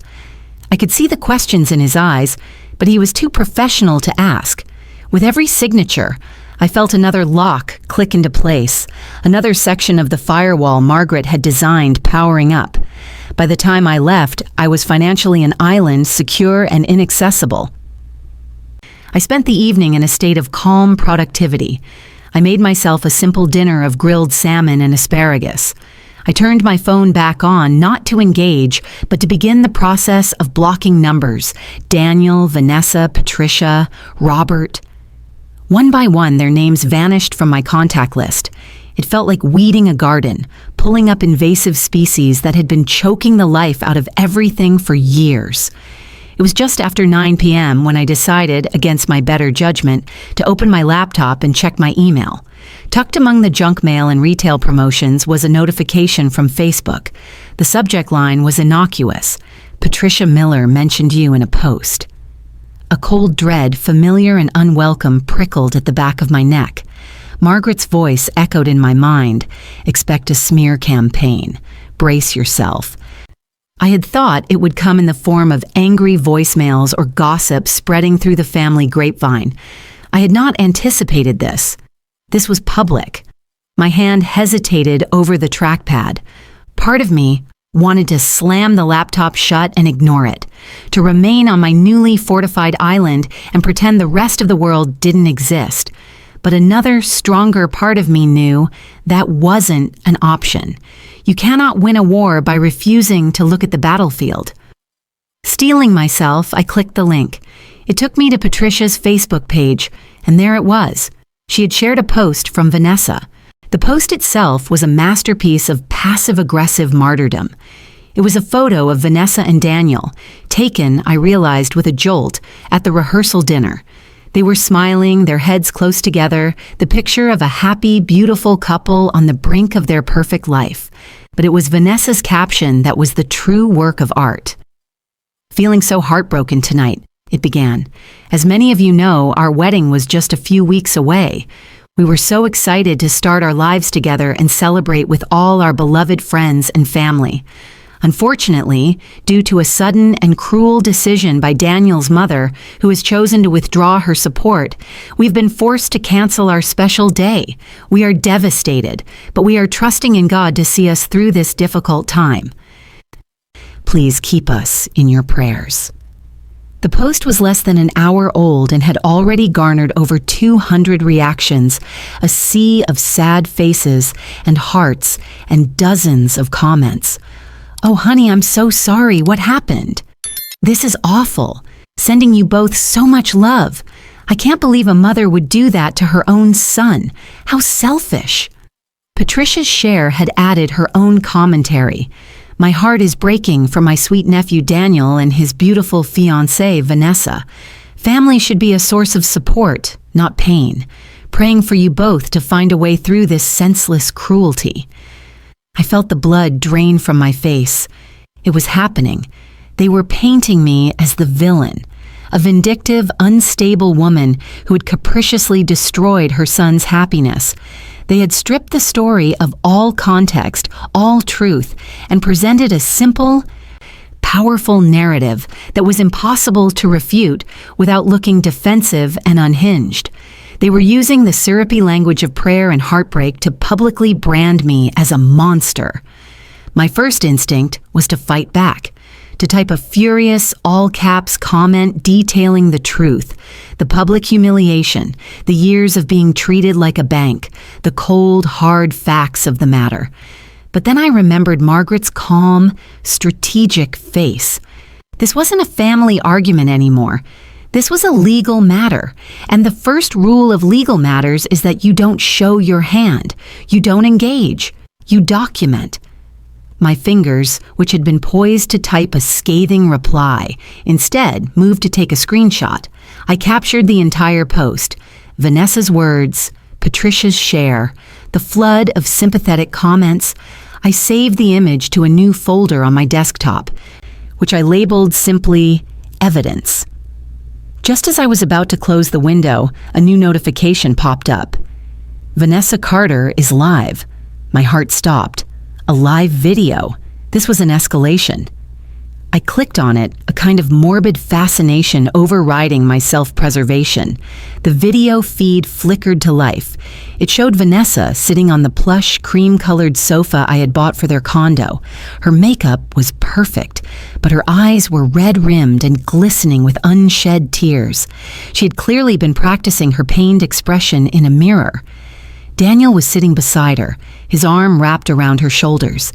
He looked haggard and miserable, his face a mask of wounded confusion. He was playing the part of the supportive, heartbroken fiancé beautifully. "Hi, everyone," Vanessa began, her voice thick with manufactured emotion, a carefully crafted tremor in her words. She took a shaky breath and looked directly into the camera, as if making eye contact with each and every one of her hundreds of online friends. I didn't want to have to do this," she sniffled, dabbing at a perfectly dry eye with a tissue. "But the rumors have started to spread, and we felt we had to share our truth. As many of you have heard, our wedding has been canceled." She broke down into a series of delicate, camera-ready sobs. Daniel dutifully pulled her closer, rubbing her back and murmuring things that were just out of the microphone's range. It was a perfectly choreographed performance of victimhood. My future mother-in-law," Vanessa continued, her voice catching, "for reasons we still don't understand, has decided that she can't support our marriage. She walked out of our rehearsal dinner, and has refused to speak to us. She then called every one of our vendors and used her financial position to destroy the most important day of our lives. We are just shattered. The comments began to pour in on the side of the screen in a rapid, furious stream. This is monstrous behavior. What a toxic mother-in-law. You're better off without her in your life. I am so sorry, Vanessa. She sounds like a classic narcissist. Is there a GoFundMe? We'll help you pay for your wedding. I felt a wave of nausea. They were turning my personal pain into a public spectacle, a telethon for their own benefit. They weren't just smearing me. They were monetizing my humiliation. We don't know why she would do this, Vanessa whispered, her eyes wide with a practiced innocence. We have tried to be nothing but loving and supportive children. I thought of her as a second mother. To have her turn on us like this, out of what we can only assume is some kind of jealousy or need for control. It's a pain I wouldn't wish on anyone. Jealousy. Control. The words were chosen with surgical precision, designed to paint a portrait of a lonely, bitter older woman resentful of her son's happiness. It was the oldest, ugliest stereotype in the book, and it was devastatingly effective. I watched, my body rigid, my blood running cold. I was no longer a person. I was a caricature, a villain in a soap opera they were writing in real time. Strangers, people who had never met me, were dissecting my character, diagnosing me with personality disorders, and calling me cruel, toxic, and evil. The digital mob had been summoned, and they had been given their target. The video went on for another 10 agonizing minutes, a rambling, tear-soaked monologue of half-truths and outright lies. It ended with Vanessa looking bravely into the camera, a single perfect tear tracing a path down her cheek. "We just ask for your prayers," she concluded, "and for your understanding. We love each other, and we will get through this. Love is stronger than hate, and we won't let one person's bitterness destroy our future." The screen went dark. I sat there in the silence of my study, the faint glow of the laptop illuminating my stunned face. The sheer, calculated malice of it was almost incomprehensible. This wasn't just an angry outburst. This was a planned, coordinated media campaign. They had workshopped their narrative, rehearsed their lines, and executed their attack with a ruthlessness that terrified me. My hands were shaking as I moved the cursor. I saved a full recording of the video to the evidence folder. Then, methodically, I began to take screenshots of the comments, every single one. The strangers calling me a narcissist, the friends of Vanessa offering their blind support, the distant family members publicly siding with them. Each comment was a digital stone, and I was gathering them all. This, I realized, was what Margaret had been preparing me for. My old self would have been crushed by this. She would have been drowning in shame, frantically calling people to try and explain her side of the story, only making herself look more guilty and unhinged. But I was not my old self. As I documented the digital carnage, the fear and nausea began to recede, replaced by the same cold, clarifying anger that had saved me in the parking lot. They thought this would break me. They thought public shame was my greatest fear. They thought I would crumble under the weight of judgment from people I didn't even know. They were wrong. This wasn't just a smear. It was a confession. They were publicly admitting to their own narrative, creating a digital record of their lies. They thought they were building a prison of shame for me. They didn't realize they were actually building a gallows for themselves. I worked for over an hour, my focus absolute. Screenshot, save, document. By the time I was done, my evidence folder was filled with dozens of files, a meticulous archive of their treachery. I attached the entire folder to a new email. The recipient was Margaret Evans. The subject line was simple: Phase 2 has begun. In the body of the email, I wrote only one sentence. "Margaret, they have done exactly what you predicted. Please advise on our next move." I hit send. As I finally closed the laptop, I leaned back in my chair and took a long, slow breath. The house was quiet. The digital mob was raging in a world that I had, for the moment, shut out. They had shown me their weapon of choice. It was public opinion. I had a different weapon. It was the truth, and I had a feeling mine was stronger. The days that followed the social media ambush were surreal. I lived in a self-imposed exile, my home a sanctuary against the digital storm raging outside. I kept the phones off, the computer shut down. I didn't need to see the vitriol to know it was there. I could feel its phantom weight, the collective judgment of hundreds of strangers who now believed they knew the intimate details of my failed character. I had expected the isolation to feel like a punishment, but instead it was a relief. The silence was a shield, allowing the cold resolve I'd found in Margaret's office to harden into something unbreakable. Margaret's response to my late-night email had arrived before I'd even woken the next morning. It was brief and brutally efficient. Linda, received. This is exactly what we needed. Do not engage. Do not respond. Do not defend yourself to anyone. Continue to document everything. They are handing us the rope.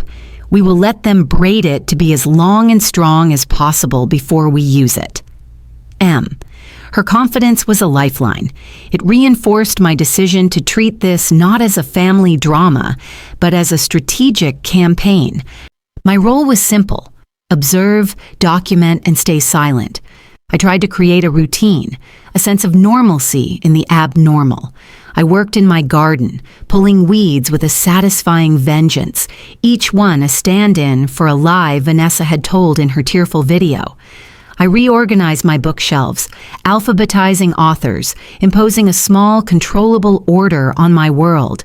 I cooked elaborate meals for myself, savoring the act of nourishing myself when the world seemed intent on starving me emotionally. But underneath it all, a low hum of anxiety persisted. I was playing defense, waiting for their next move, and the waiting was a unique form of torture. The discovery, when it came, was not a dramatic explosion, but a quiet digital whisper. It arrived on a Tuesday morning, exactly a week after the disastrous rehearsal dinner. I had steeled myself to log into my email, just for a moment to see if there were any legitimate messages that needed my attention: bills, bank notifications, the things of a life that still had to be managed. My inbox was a minefield of junk and social media notifications from accounts I had forgotten to mute. I scanned the subject lines with a practiced, dispassionate eye, my finger hovering over the delete button. And then I saw it, an email from American Express. The subject line was, "Thank you for your recent payment." That was odd. My automatic payment for the credit card wasn't scheduled for another 2 weeks. Curiosity piqued, I opened the email. It was a standard automated confirmation, thanking me for a payment of $24,000 that had been processed the previous day. $24,000. My blood turned to ice water in my veins. I hadn't made a payment of that amount. I hadn't made a payment of any amount. My heart began to hammer against my ribs, a frantic, trapped bird. I stared at the number, my mind refusing to process it. It had to be a mistake, a system glitch, a phishing scam. With a trembling hand, I opened a new browser tab and logged directly into my American Express account, my fingers fumbling on the keyboard. The dashboard loaded, my current balance displayed in stark black and white. It was nearly maxed out. I clicked on Recent Activity, my breath held tight in my chest. The charge was at the top of the list, and it wasn't a payment to the account, it was a charge on the account. Date, 3 weeks ago. Merchant, Maui Paradise Travel, LLC, amount $24,000. I stared at the screen, the room tilting slightly. $24,000 3 weeks ago, a honeymoon package to Maui, booked and paid for on my credit card. My mind raced, trying to make sense of the impossible. I hadn't booked a trip. I hadn't been to a travel agency. And then I saw the fine print under the merchant name, secondary cardholder, Vanessa Carter. The air rushed out of my lungs in a single painful gasp. It felt like a physical blow, knocking the wind out of me, leaving me dizzy and disoriented. The secondary card. Years ago, when Daniel was in college, I had added him to my account as an authorized user for emergencies for a flight home, for textbooks, for a sudden car repair. After he'd graduated, he'd rarely used it. Then about 6 months ago, Vanessa had called me with a sweet, reasonable-sounding story. Daniel kept losing his card. She'd laughed. And wouldn't it be easier if she also had one, just as a backup for household expenses they sometimes shared? It would make tracking their reimbursements to me so much simpler. She had cooed. Like a fool, a trusting, naive fool, I had agreed. I had called the credit card company and had a card issued in her name, linked to my account. I had handed the keys to the kingdom to the one person I should have trusted the least. My mind, now sharp with a horrifying clarity, scrolled further down the list of charges. The $24,000 honeymoon was just the beginning. It was the flagship of a whole fleet of unauthorized purchases. There was a charge from 2 weeks ago for $3,800 at a high-end luggage store. Another for $2,500 at a designer boutique downtown, a store Vanessa had once pointed out to me, sighing over a handbag in the window. There were multiple charges at an expensive day spa, totaling over $1,000. Bridal prep, I thought with a sickening lurch. There were charges for online clothing stores, for luxury skincare, for expensive restaurant reservations. It was a systematic, premeditated plundering of my finances. This wasn't a recent fit of pique. They had been doing this for weeks, possibly months, treating my credit line as their personal slush fund. They had booked their lavish honeymoon, bought their designer luggage, and pampered themselves in preparation for a wedding and a future that they were expecting me to finance, all while smiling in my face and calling me Mom. The pieces clicked into place with a horrifying, sickening finality. The public humiliation at the rehearsal dinner, it wasn't just an act of cruelty, it was a strategic move. They had likely assumed that even after such a scene, I would be too embarrassed, too invested, too committed to keeping the family peace to actually pull the plug. They had gambled that I would swallow the insult, cry in private, and then show up on the wedding day, check in hand, because that's what I had always done. They had pushed me to the absolute limit, confident I would never break. And the online smear campaign, it wasn't just a lashing out, it was a calculated, preemptive strike. They were creating a narrative that would paint me as an unstable, vindictive monster, effectively discrediting me before I could even discover their theft. If I came forward now and accused them of stealing, who would believe me? They had already poisoned the well, casting me as the crazy mother-in-law having a breakdown. My accusations would sound like the bitter, desperate lies of a woman scorned. It was brilliant. It was diabolical. And it was pure evil. The realization was a physical agony. It was a pressure in my chest, so intense I thought my heart would burst. This wasn't a family dispute that had gotten out of hand. This wasn't a case of a spoiled son and his entitled fiancé. This was a long con, a deliberate, carefully orchestrated campaign of financial and emotional exploitation.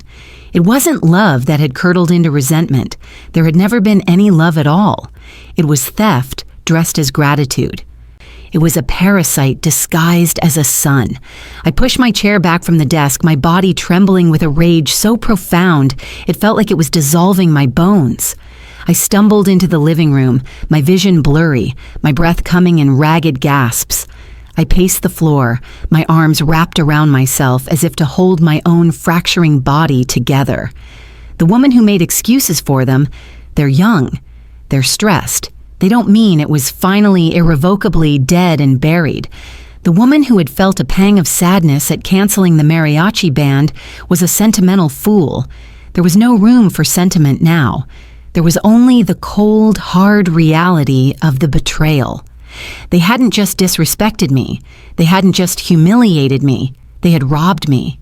They had looked at my love, my trust, and my generosity, and had seen nothing but a resource to be drained, a field to be stripped bare. I stopped pacing and stood in the center of the room, my trembling slowly subsiding, replaced by an Arctic calm. The game had changed. This was no longer about a canceled wedding or hurt feelings. This was no longer about family drama to be sorted out with lawyers and harsh words. This was a crime. I walked back into the study, my steps no longer shaky, but firm, resolute. I sat down at my desk and began to work. I downloaded every credit card statement from the past year. I highlighted every single unauthorized charge made by Vanessa and Daniel. I cross-referenced the dates of the purchases with my calendar, with emails, with text message exchanges, noting the times they had been smiling at me over dinner, while simultaneously bleeding my accounts dry. I was no longer just a victim gathering evidence. I was a prosecutor building a case. The folder on my desktop labeled Evidence was about to get a whole lot bigger. They had thought their digital smear campaign was their ultimate weapon. They had no idea that their digital footprint of greed and theft was about to become their undoing. They had made a fatal error. They had underestimated the quiet woman who paid the bills. And they were about to learn, in the harshest way imaginable, that hell hath no fury like a mother and her credit card statements. The hours after the discovery were a blur of focused, ice-cold fury. The grief I had been processing, the hurt, the lingering sadness over the son I had lost, it was all incinerated in the white-hot fire of this new revelation. Theft. It was such a simple, ugly word, and it clarified everything. It cut through the tangled weeds of emotion, obligation, and family history, leaving only a stark and brutal truth. I had not been in a dysfunctional relationship. I had been the willing victim of a long and meticulously executed crime. I worked late into the night, fueled by black coffee and a righteous anger that felt cleaner and more potent than any emotion I had felt in years. My study, once a quiet sanctuary, became a war room. I printed every statement, every highlighted charge, every digital receipt. The stack of paper on my desk grew into a damning monument of their greed. The Maui honeymoon, the designer luggage, the spa days, the boutique shopping sprees. Each piece of paper was a nail in the coffin of the love I had once felt for my son. As I cross-referenced dates and amounts, a sickening pattern emerged. The largest, most brazen charges often coincided with moments of my own generosity.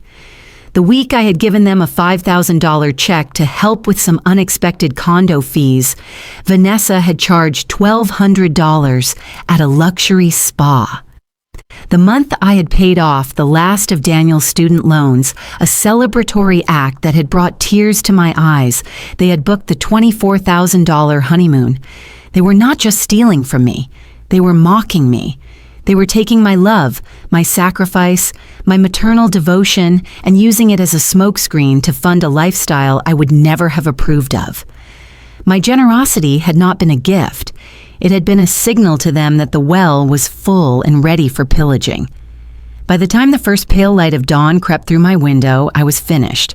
I had a complete, itemized dossier of their financial treachery, totaling a staggering sum that made the $50,000 wedding check seem like pocket change. I organized it all into a new, thicker folder, labeled simply, Fraud. I leaned back in my chair, the exhaustion hitting me like a physical wave. But it was a clean exhaustion.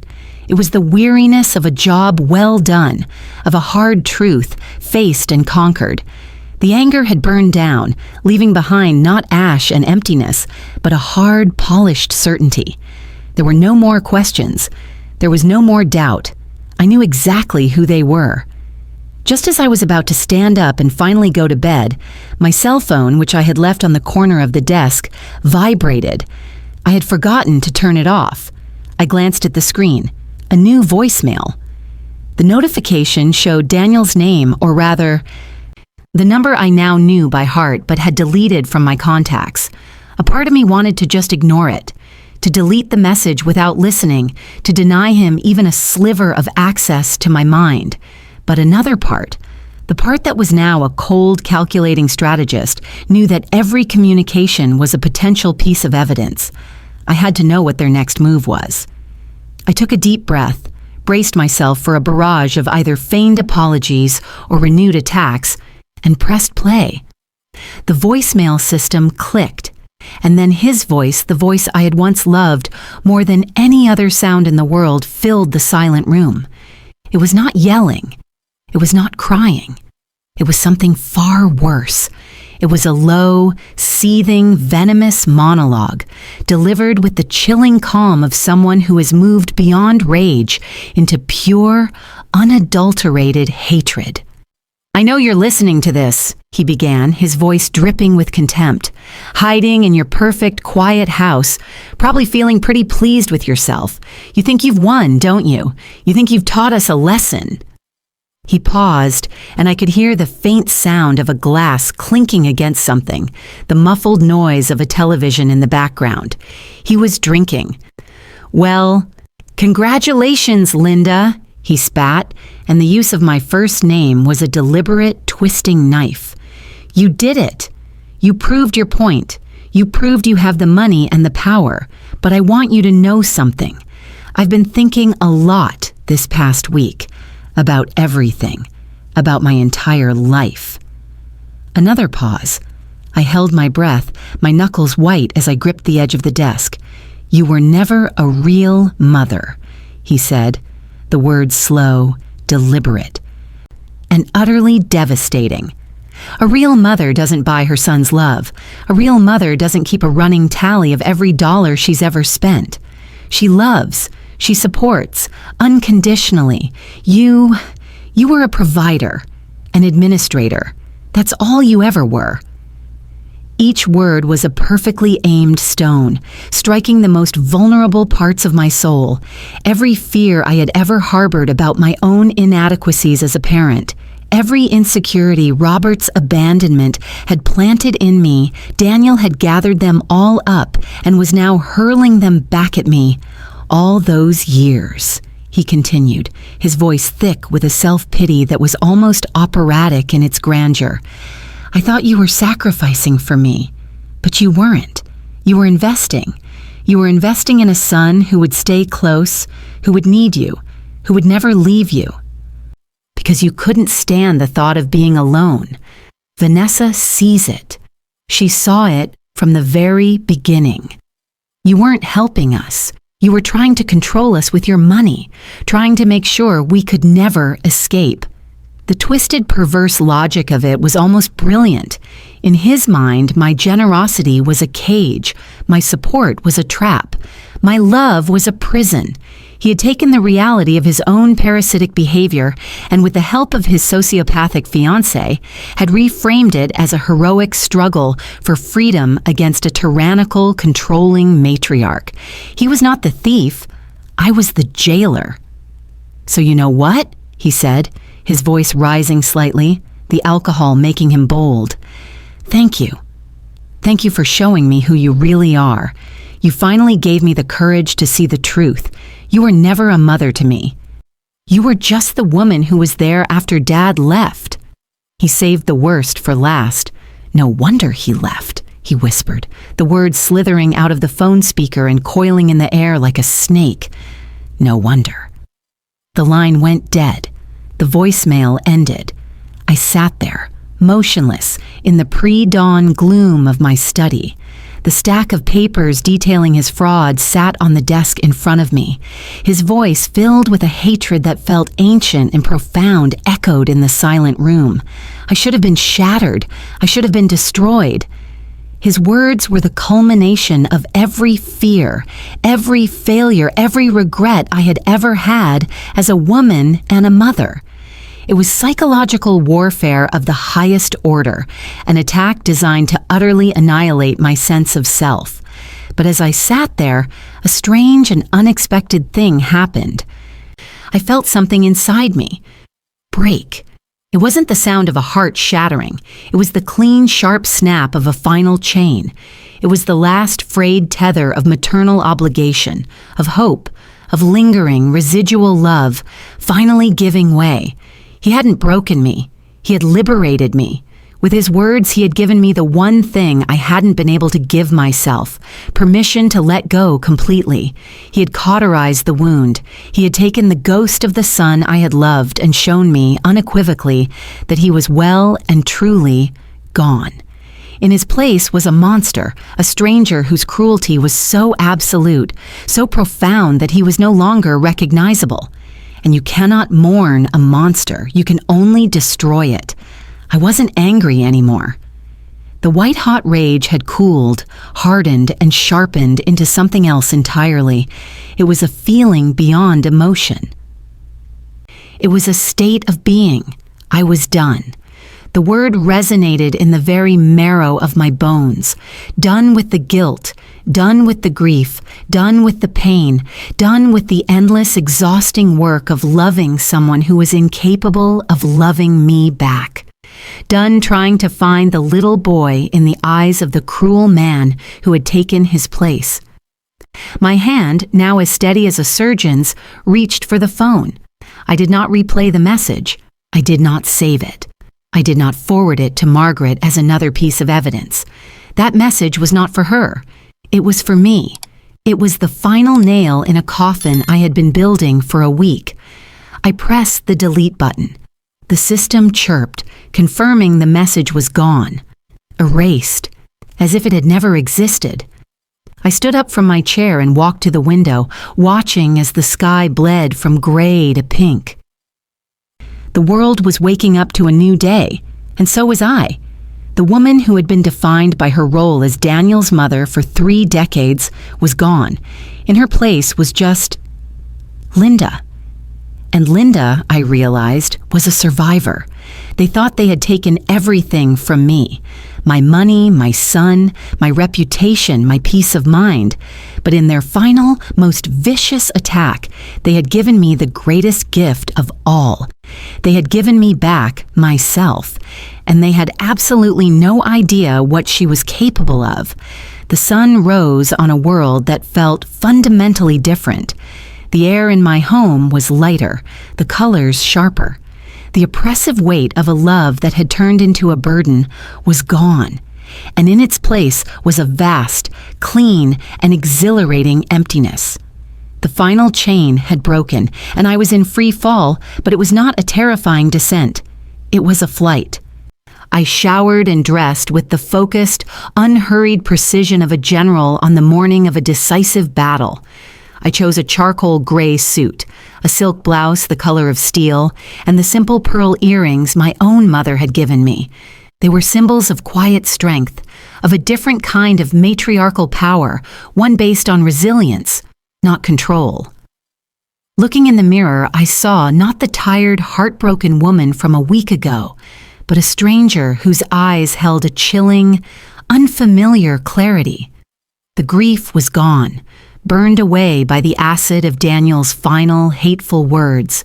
All that remained was purpose. I didn't call Margaret's office for an appointment. I simply took the folder labeled fraud and drove downtown. I was no longer a client seeking advice. I was a partner in a campaign, delivering fresh intelligence from the front lines. When I walked into the law offices of Evans & Associates, the receptionist looked up, a flicker of surprise in her eyes at my unannounced arrival. Before she could speak, Margaret's office door opened. She stood in the doorway, took one look at my face, at the thick folder in my hand, and simply said, "In here, now." She closed the door behind us, gesturing to the chair I now considered mine. She didn't ask me how I was. She knew that question was irrelevant. Her sharp, analytical gaze was fixed on the folder. "More evidence?" "The smoking gun," I said, my voice low and steady. I placed the folder on her desk. It landed with a heavy, satisfying thud. Credit card fraud, systematic, premeditated, and extensive. I watched as Margaret opened the folder, her expression a mask of professional neutrality. But as she began to turn the pages, I saw her eyebrows tighten almost imperceptibly. She read through the statements, her eyes scanning the itemized list of charges I had prepared. She saw the date of the Maui honeymoon purchase. She saw the designer luggage, the spa treatments, the boutique expenses. She saw the clear pattern of theft, escalating in audacity over months. She didn't speak for a full 10 minutes. The only sound in the room was the soft whisper of paper turning, each page a new chapter in my son's betrayal. When she finally reached the last page, she closed the folder, placed her hands flat on top of it, and looked at me. The neutrality was gone from her face, replaced by a cold, hard fury that mirrored my own. "This changes everything, Linda," she said, her voice a low growl. "This is no longer a civil dispute over a canceled wedding. This is no longer a family squabble that's gotten ugly. This is felony grand larceny. This is wire fraud. What they have done is textbook financial elder abuse." The term hung in the air between us, ugly and clinical. Elder abuse. It was a phrase I associated with terrifying news stories about strangers preying on the vulnerable, not with my own Ivy League-educated son and his charming fiancée. But Margaret was right. They had seen me, not as a mother, but as an elderly mark, a source of easy cash whose love and trust could be exploited. "They thought they were being clever," Margaret continued, her voice sharp with contempt. "The social media campaign, the tearful video. It wasn't just a smear, it was a cover-up. They were creating a public narrative to preemptively discredit you, assuming that when you eventually discovered the theft, no one would believe your word against theirs. They were counting on you being too broken, too ashamed, or too emotionally compromised to fight back effectively." "They counted wrong," I said. The words were quiet, but they held the weight of an oath. "Yes," Margaret agreed, a grim smile touching her lips. "They did. They played a game of emotional terrorism, but they left a paper trail a blind man could follow. This folder," she tapped it with a final decisive finger, "is the end of their game." She stood up and began to pace behind her desk, a caged tiger mapping out its attack. "We have them, Linda. We have them cold. We have two options. We can go to the police, file a report, and pursue criminal charges. The district attorney would have a field day with this. It's a slam dunk case. They would almost certainly face jail time." My breath caught in my throat. Jail. The word was a physical shock, a reality I hadn't allowed myself to contemplate. Daniel, my son, in a prison cell. The thought was horrifying. But then, the memory of his voice on the voicemail. "You were never a real mother." No wonder Dad left slid into my mind like a shard of ice. The flicker of maternal instinct died as quickly as it had appeared. "What's the second option?" I asked, my voice steady. Margaret stopped pacing and looked at me, her gaze intense. "The second option is that we use this information not as a sword to send them to prison, but as a shield to protect you, and as a lever to get back every single thing they have ever taken from you. We use it to ensure they can never, ever touch you or your assets again. We don't go to the police. We go straight to them. We show them the gallows they've built for themselves and give them a choice: complete and total capitulation or criminal prosecution." I considered it for a long moment. Sending Daniel to prison felt like a brutal, ugly end to a story that was already a tragedy. It would be a public spectacle, a final, messy act of destruction. The second option was quieter. It was more precise. It was not about punishing them in a court of law. It was about utterly and completely dismantling the foundation of their lives, a foundation that, I now knew, was built entirely with my stolen money. It was not about revenge. It was about restitution. It was about justice on my terms. "Option 2, I said without a trace of doubt. "I don't want them in jail. I want them gone. I want them erased from my life and my balance sheet. Permanently." Margaret nodded, a look of fierce approval on her face. "Good. It's the cleaner, more powerful move. Criminal courts are a blunt instrument. Civil leverage is a scalpel, and we are going to be surgeons." For the next hour, we planned the counterattack. It was a multi-pronged assault designed to be swift, shocking, and overwhelming. First, Margaret's team drafted a cease and desist letter. It was a work of brutal legal art. It demanded the immediate cessation of all contact and the removal of all defamatory posts from social media. It outlined in excruciating detail the evidence of financial fraud, citing specific dates and amounts, and made it clear that we had the documentation to back up every claim. It concluded with a stark choice. Either they comply with our terms, or the entire file would be turned over to the district attorney's office within 48 hours. While her paralegal worked on that, Margaret pulled up my financial records again. You mentioned a college account, Linda. The one you left open for Daniel for emergencies. Tell me about that. It's a simple checking account at a different bank, I explained. I opened it when he started his freshman year. I'm the primary account holder. He's just an authorized user. I'd deposit money for his expenses. After he graduated, I just forgot about it. I think there's only a few $100s in it. Margaret's eyes lit up with a predatory gleam. Let's check. She guided me through the process of logging into the forgotten account. I had to reset the password, my fingers fumbling with security questions from a lifetime ago. When the account summary finally loaded, my jaw dropped. It wasn't a few $100s. The balance was over $75,000. I stared at the screen, utterly baffled. Where did that come from? Margaret pointed to the transaction history. Look here. Regular monthly direct deposits from his employer, and look at the withdrawals. Almost none. He's been using it as a secret savings account. He's been parking his salary in an account that is legally, fundamentally yours. The sheer, breathtaking arrogance of it was almost comical.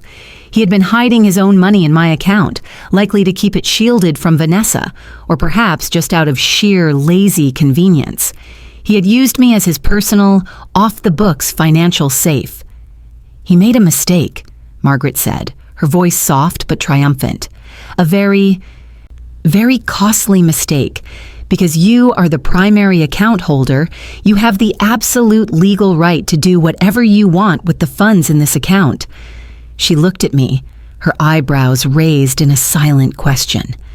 Daniel's voice from the voicemail echoed in my ears again. You were a provider, an administrator. The cold, dismissive way he had reduced my life's work to a mere financial function. Freeze it, I said, the words tasting like ice and iron. And then I want to make a withdrawal. I want to withdraw every single dollar they stole from my credit card, down to the last penny. We'll call it a reimbursement. A slow, wolfish grin spread across Margaret's face. Consider it done. Before I left her office, there were documents to sign. The official retainer agreement, a new durable power of attorney naming Margaret as my agent, revoking any and all previous versions, and a revised last will and testament. My old will had been simple. Everything to Daniel. The new one was just as simple. My entire estate was to be left to a scholarship fund I would establish at the state university, created to help single mothers finish their college degrees. Daniel's name was not mentioned once.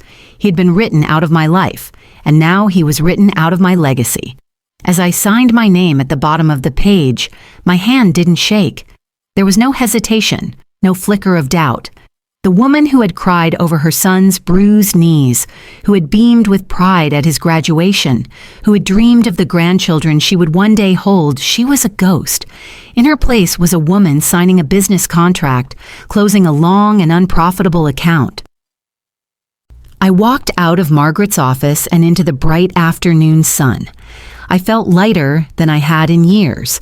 The storm they had unleashed had been terrifying, but it had also been a gift.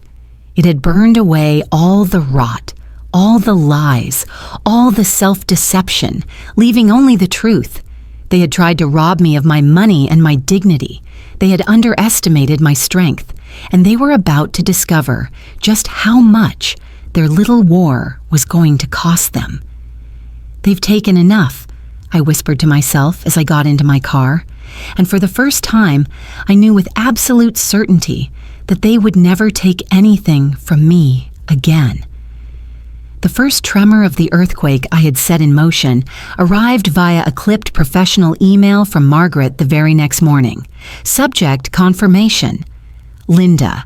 The account has been frozen and the funds transferred as per your instructions. The cease and desist has been delivered via courier and email to both parties. The clock is ticking. M. I read the email and felt not a thrill of victory, but the solemn, quiet satisfaction of a plan perfectly executed. The trap had been set. The evidence had been presented. Now, all I had to do was wait for the fallout. It began quietly. For 2 days, there was nothing but a profound and unnerving silence from their end. The tearful Facebook posts stopped. The public performance of victimhood ceased. I imagined the scene in their condo, the courier-delivered envelope sitting on their coffee table, the legalistic, merciless language of the cease and desist hanging in the air between them like poison gas. I could almost hear the frantic, whispered conversation, the dawning horror as they realized the woman they had dismissed as a weak, emotional relic had just checkmated them with a move they had never even conceived of.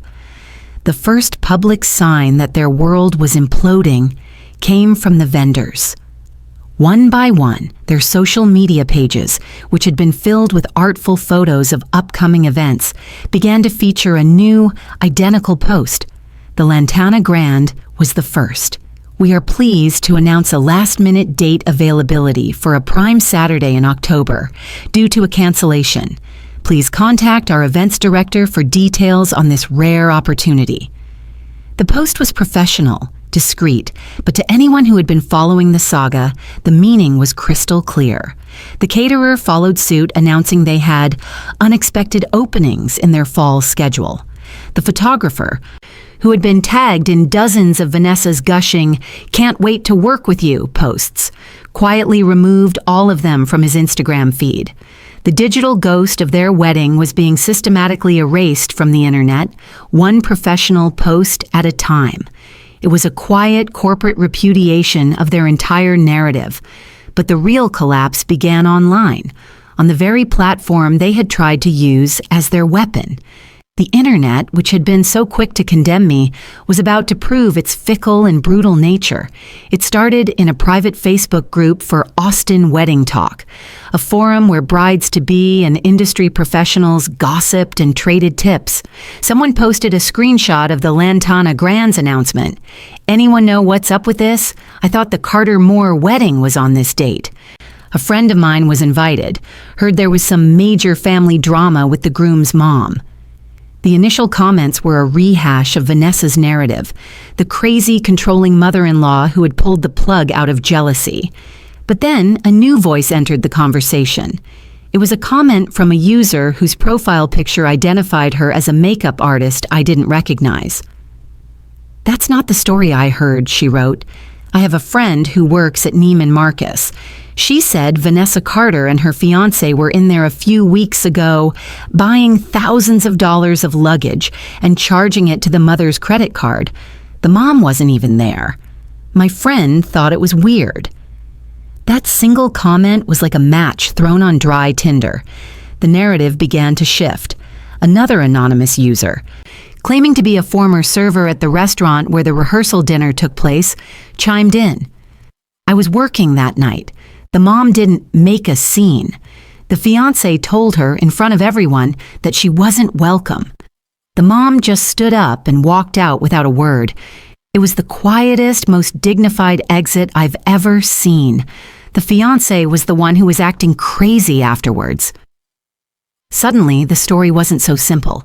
The carefully constructed image of the long-suffering couple and the monstrous mother began to crack. People started digging. They went back to Vanessa's tearful video, but this time they watched it with a more critical eye. Wait, so her mother-in-law was paying for a wedding at the Lantana Grand and she's complaining, one person wrote. That venue costs a minimum of $100,000. That's not a wedding. That's a down payment on a house. Has anyone noticed that in all her posts, she never once says, "Thank you," another pointed out. It's all about our special day, our dream, but never a word of gratitude to the person who was apparently funding the whole thing. The tide was turning. The digital mob, smelling blood in the water, was turning on its former heroes. The sympathy and prayers were replaced with suspicion and scorn. The GoFundMe page that one of Vanessa's bridesmaids had started was suddenly flooded with angry comments and demands for refunds. The true implosion, however, came from an unexpected source: Jessica, the wedding planner. She had remained professionally silent throughout the ordeal, but it was clear the public drama and the questioning of her own professional integrity had pushed her to a breaking point. She didn't post a long diatribe. She did something much more subtle and much more devastating. She released a statement to a local Austin lifestyle blogger, a woman whose entire brand was built on covering the city's social scene. The statement was a masterclass in professional self-defense. In light of the recent public speculation surrounding the cancellation of the Carter-Moore wedding, the statement read, "Albright Events feels it is necessary to clarify its position.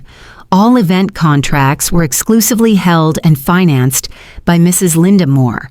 Mrs. Moore fulfilled all of her contractual obligations, including the payment of all cancellation fees, with the utmost professionalism. Our relationship with Mrs.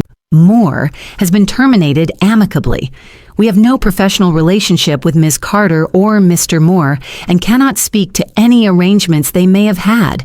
We wish all parties the best in their future endeavors." It was a corporate kill shot. In a few carefully chosen sentences, Jessica had confirmed the one fact Vanessa's entire story was designed to obscure. I was the one who had paid for everything, and I had done so honorably. The blogger ran the statement under a headline that was pure, delicious schadenfreude, "Mommy Dearest," or "Mommy's Dearest Dollars." The plot thickens in Austin's viral wedding meltdown. That blog post went nuclear. It was shared thousands of times. The story was no longer just local gossip. It was becoming a viral sensation. People love a story about entitled brats getting their comeuppance, and Daniel and Vanessa had become the poster children for the genre.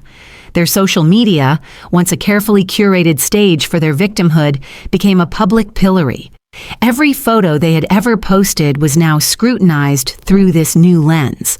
A picture of them on a weekend trip to Napa was flooded with comments like, "Hope Mom paid for this too." A photo of Vanessa showing off a new designer handbag was captioned by strangers with, "Is that from the Bank of Linda?" They had tried to use public shame as a weapon against me, and now that same weapon had been turned on them with a ferocity they could never have imagined. They had built their identities on a foundation of curated images and public perception, and now they were watching that foundation crumble into dust in real time. They couldn't delete the posts fast enough. Eventually, they had no choice but to make their accounts private, and then finally, to delete them altogether, vanishing from the digital world they had tried so hard to conquer. While all of this was unfolding, I was 300 miles away, sitting on the sun-drenched terrace of a seaside resort in Santa Barbara. The trip was an impulse, a decision made in the quiet, liberated hours after Margaret had set our plan in motion. I had packed a small bag, booked a first-class ticket, and fled the Texas heat for the cool, salty air of the Pacific coast. I had spent the last 2 days doing absolutely nothing, and it had been glorious. I'd had massages, I'd read novels, I'd taken long, aimless walks along the beach, letting the rhythmic crash of the waves wash away the last vestiges of the anger and pain. I had eaten exquisite meals alone, savoring every bite without having to worry about anyone else's preferences. I had been following the collapse of their world from this serene distance, not with glee, but with a kind of detached, anthropological fascination. They were a case study in the consequences of greed and disrespect. Their downfall was not my victory. It was simply the logical conclusion of their own actions.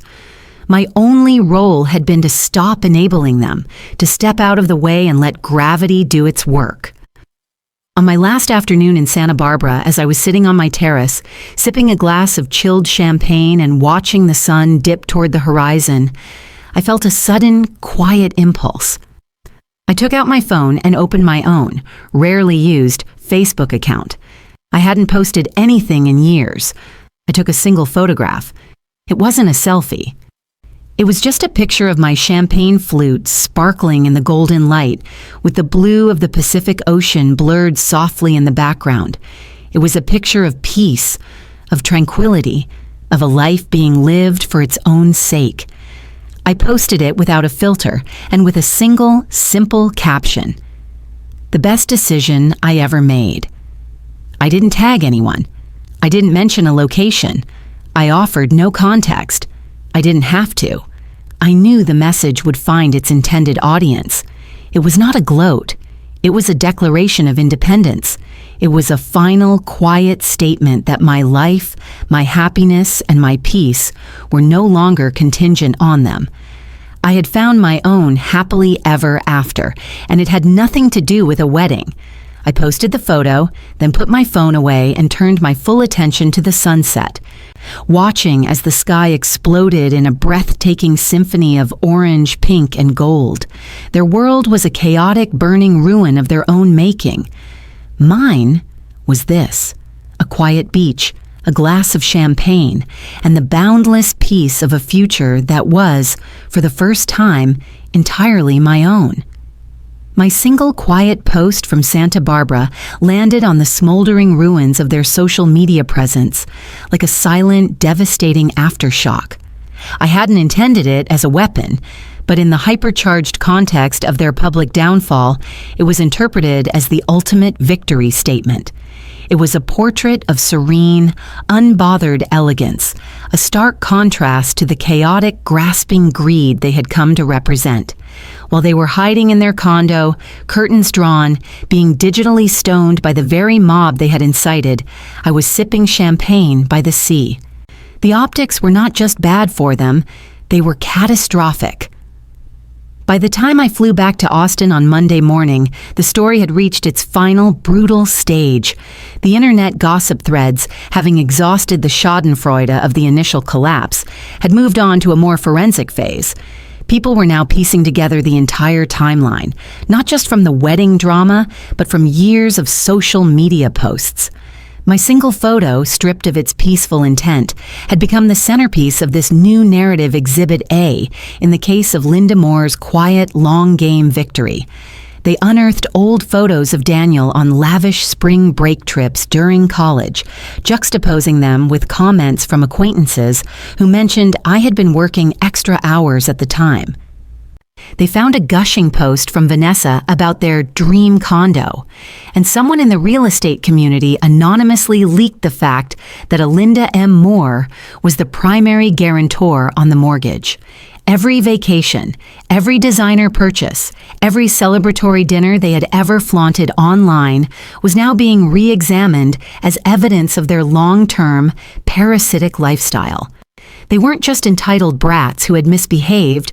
They were, in the court of public opinion, long-term grifters who had finally been exposed. The most damning revelations, however, came from within the family. As the public narrative shifted so decisively against them, the rats began to flee the sinking ship.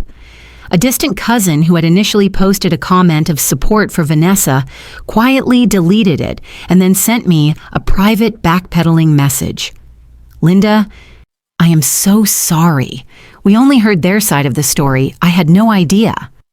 Then came the call from Patricia. My sister-in-law, who had so condescendingly told me to be the bigger person, now sounded frantic and desperate. Linda, it's me, she began, her voice a strained, anxious whisper. Listen, I know I may have said some things. I was just trying to keep the peace. You know how I am. But this has gone too far. What they're saying online. The things about the credit cards. Robert called me and he's beside himself. He said Daniel admitted to him that Vanessa had been careless with your finances. Careless.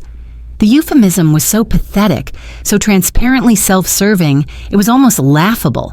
They were still trying to reframe grand larceny as a youthful indiscretion. "There's nothing to talk about, Patricia," I said, my voice weary but firm.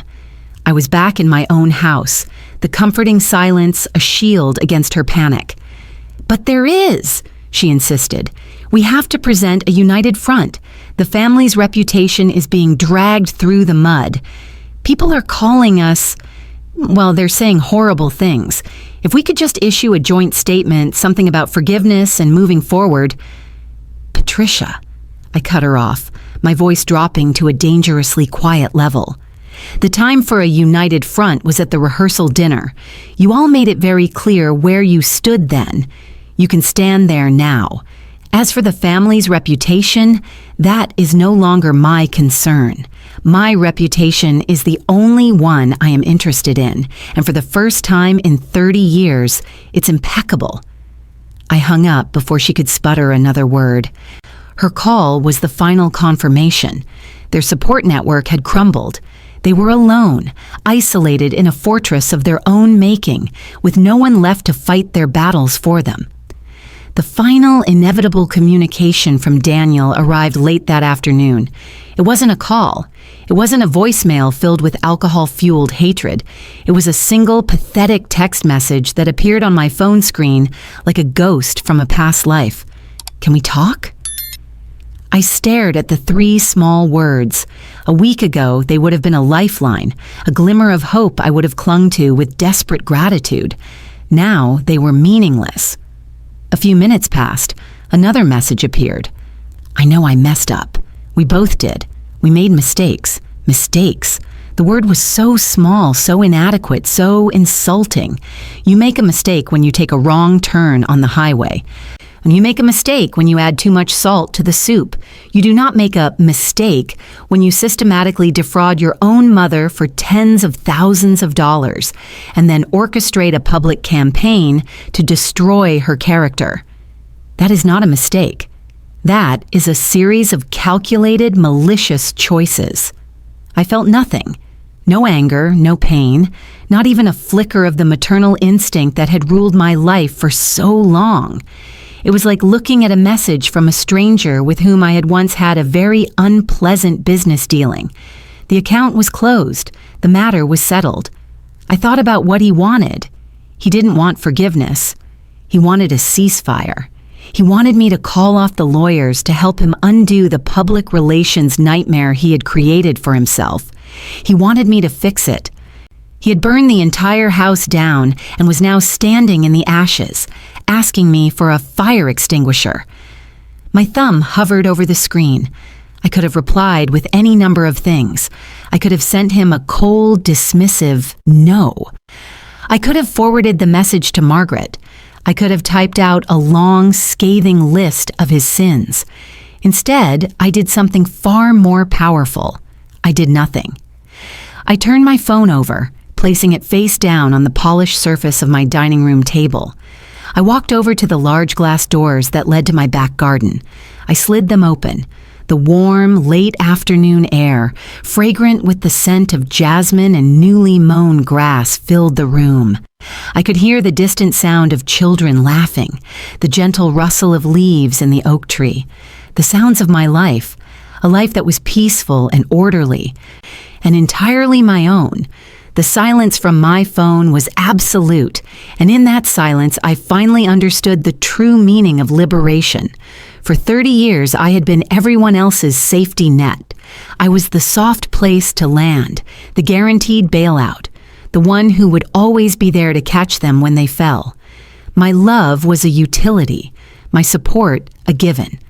They had leaped from one bad decision to the next, from one act of entitlement to another, always knowing with absolute certainty that I would be there to absorb the impact. When I canceled the wedding, they thought I was just raising the net a few feet, trying to make a point. They had never imagined that I would simply walk away, taking the net with me, and now they were in a terrifying, disorienting free fall, with the hard ground of consequences rushing up to meet them for the very first time in their lives. Their mistakes were now theirs alone to own. Their debts were theirs alone to pay. Their ruined reputations were theirs alone to salvage. I was no longer the fixer. I was no longer the enabler.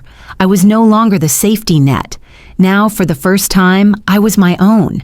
I stood there at the open door for a long time, just breathing. I wasn't waiting for another text. I wasn't bracing for a phone call. I wasn't anticipating the next battle. I was simply present in my home, in my life, in my own quiet, unshakable peace. The war was over, not because I had won, but because I had refused to continue fighting a battle that was never mine to begin with. Their lives, their choices, their chaos, it was all a distant noise now. A storm on a far-off horizon that could no longer touch me. The waves of their drama could crash and roar, but I was finally on shore, safe and dry and free. 6 months passed. The Texas summer, once a season of oppressive heat, I had always associated with a stifling sense of obligation. Planning family barbecues, maintaining a pool for Daniel's friends gave way to the crisp, golden light of autumn. The world had turned, and I had turned with it. The violent, seismic shifts of the past spring had settled, and the landscape of my life, once a ruin, was now a quiet, fertile ground where new things had begun to grow. I did not sell the house. My first instinct had been to flee, to purge myself of a place so filled with the ghosts of my past life. But Margaret, in her infinite wisdom, had offered a different perspective. "Don't let them take your home from you, Linda," she had said. "That's letting them win the last battle. It's not the walls that are the problem, it's the memories. So, make new ones." And so I did. I had embarked on a project of reclamation. The first thing to go was the guest room, the one I had always kept pristine for Daniel and Vanessa's infrequent, begrudging overnight stays. I'd packed up the bland, hotel-like furniture and transformed the space into a true studio for myself. I bought an easel, canvases, and a glorious, chaotic set of oil paints, finally resurrecting a passion for art I had abandoned in college to pursue a more sensible path. Now, the room smelled not of stale potpourri, but of turpentine and linseed oil, the scent of creation. My creations. The walls were covered with my own clumsy, joyful, imperfect landscapes, each one a testament to a world I was seeing with new eyes. The study, Daniel's former trophy room, was now my library. His dusty awards and textbooks were boxed up and sitting in the attic, artifacts of an ancient civilization I no longer cared to study. In their place were shelves I had built myself, filled with the books I wanted to read, not the ones that looked impressive. It was my sanctuary, a place of quiet contemplation where no one else's ego was allowed to enter. News of Daniel and Vanessa's fate reached me in trickles, not because I sought it out, but because the ripples of their collapse were too large to be contained. Patricia called me once, about a month after my return from Santa Barbara, her voice hushed and conspiratorial, a pathetic attempt to re-establish an alliance I had permanently dissolved. "You're not going to believe it," she had whispered.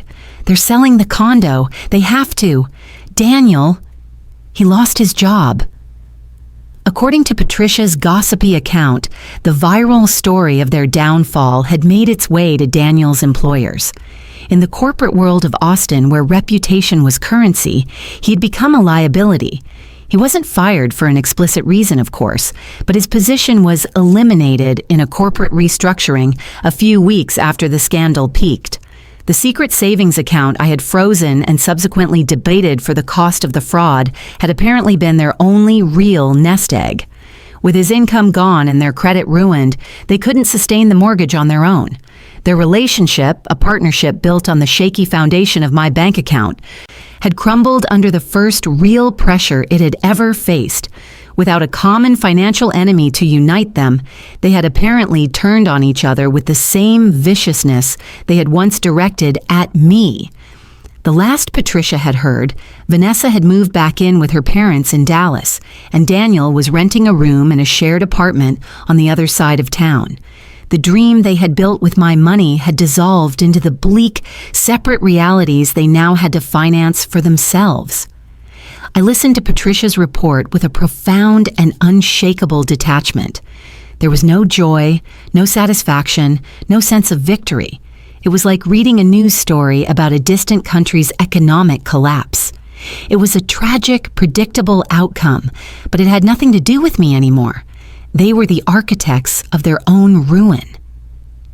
I had simply stopped supplying the bricks and mortar.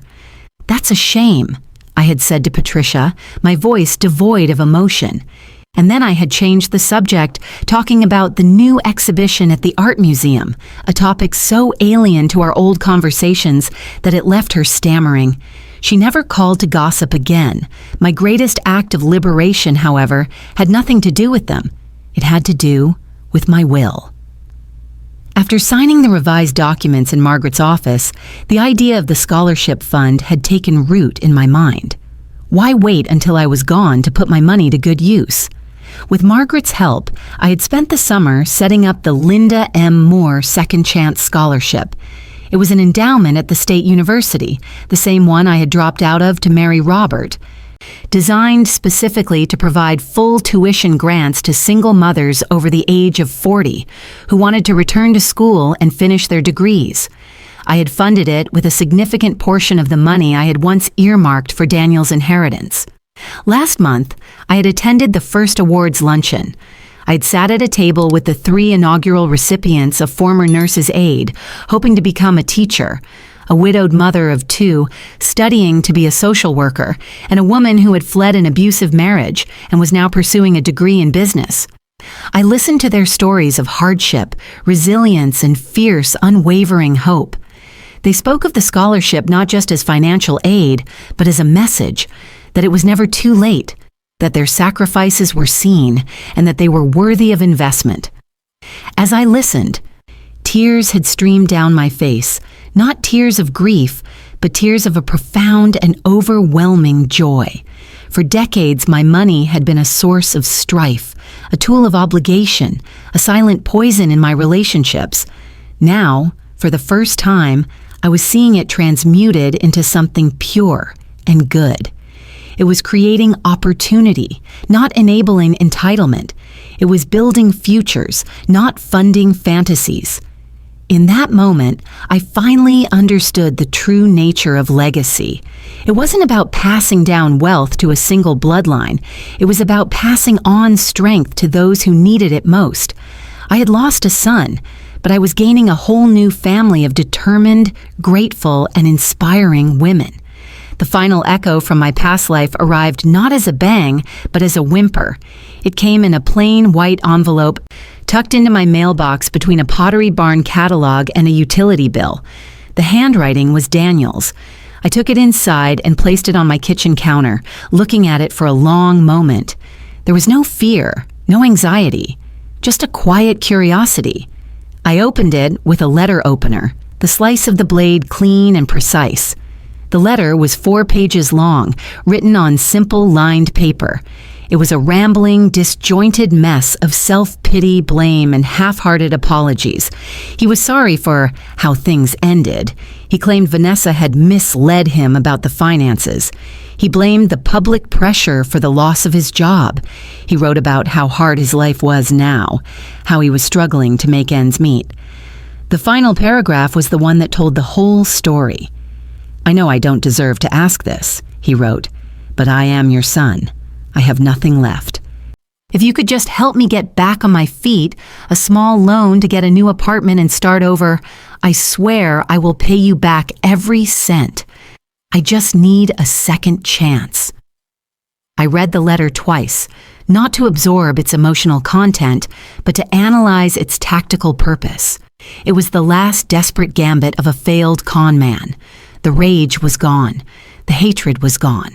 All that was left was the core function of his personality, the need to extract resources. He hadn't learned a thing. He hadn't grown. He hadn't changed. He had simply run out of options and was returning to the well he had so thoroughly poisoned, hoping to find one last drop of water. I folded the letter neatly, walked over to the sleek modern paper shredder I had bought for my new home office, and fed it into the slot. I watched as the machine whirred to life, transforming his pathetic, manipulative words into a meaningless pile of confetti. I felt nothing. No anger, no pity, nothing at all. He was a stranger asking for a handout, and the answer was no. The Bank of Linda was permanently closed. I walked out into my garden, the late afternoon sun warm on my face. The jasmine was in bloom, its sweet perfume hanging heavy in the air. I looked at the home I had reclaimed, at the life I had built from the ashes of another.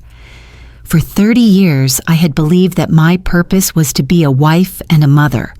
I had believed my value was measured by my utility to others. I had been wrong. My purpose was to be me. My value was inherent. The peace I had found wasn't a consolation prize for the loss of my family. It was the ultimate reward for finding myself. I had not died alone. As my son had so cruelly predicted, I had, for the very first time, started to truly live. This story is a powerful reminder that love should never be a transaction. For years, Linda equated her value with her usefulness, silently funding a family that saw her as a wallet, not a woman. Her journey teaches us that when respect is absent, the most courageous act is to withdraw not just your resources, but your presence. It is a lesson in self-reclamation. True liberation begins the moment you stop being a safety net for others and decide that your own dignity is not negotiable. Your peace is the only price worth paying. Now, if you like this story, give it a like. Subscribe to the channel and tell me which part surprised you the most.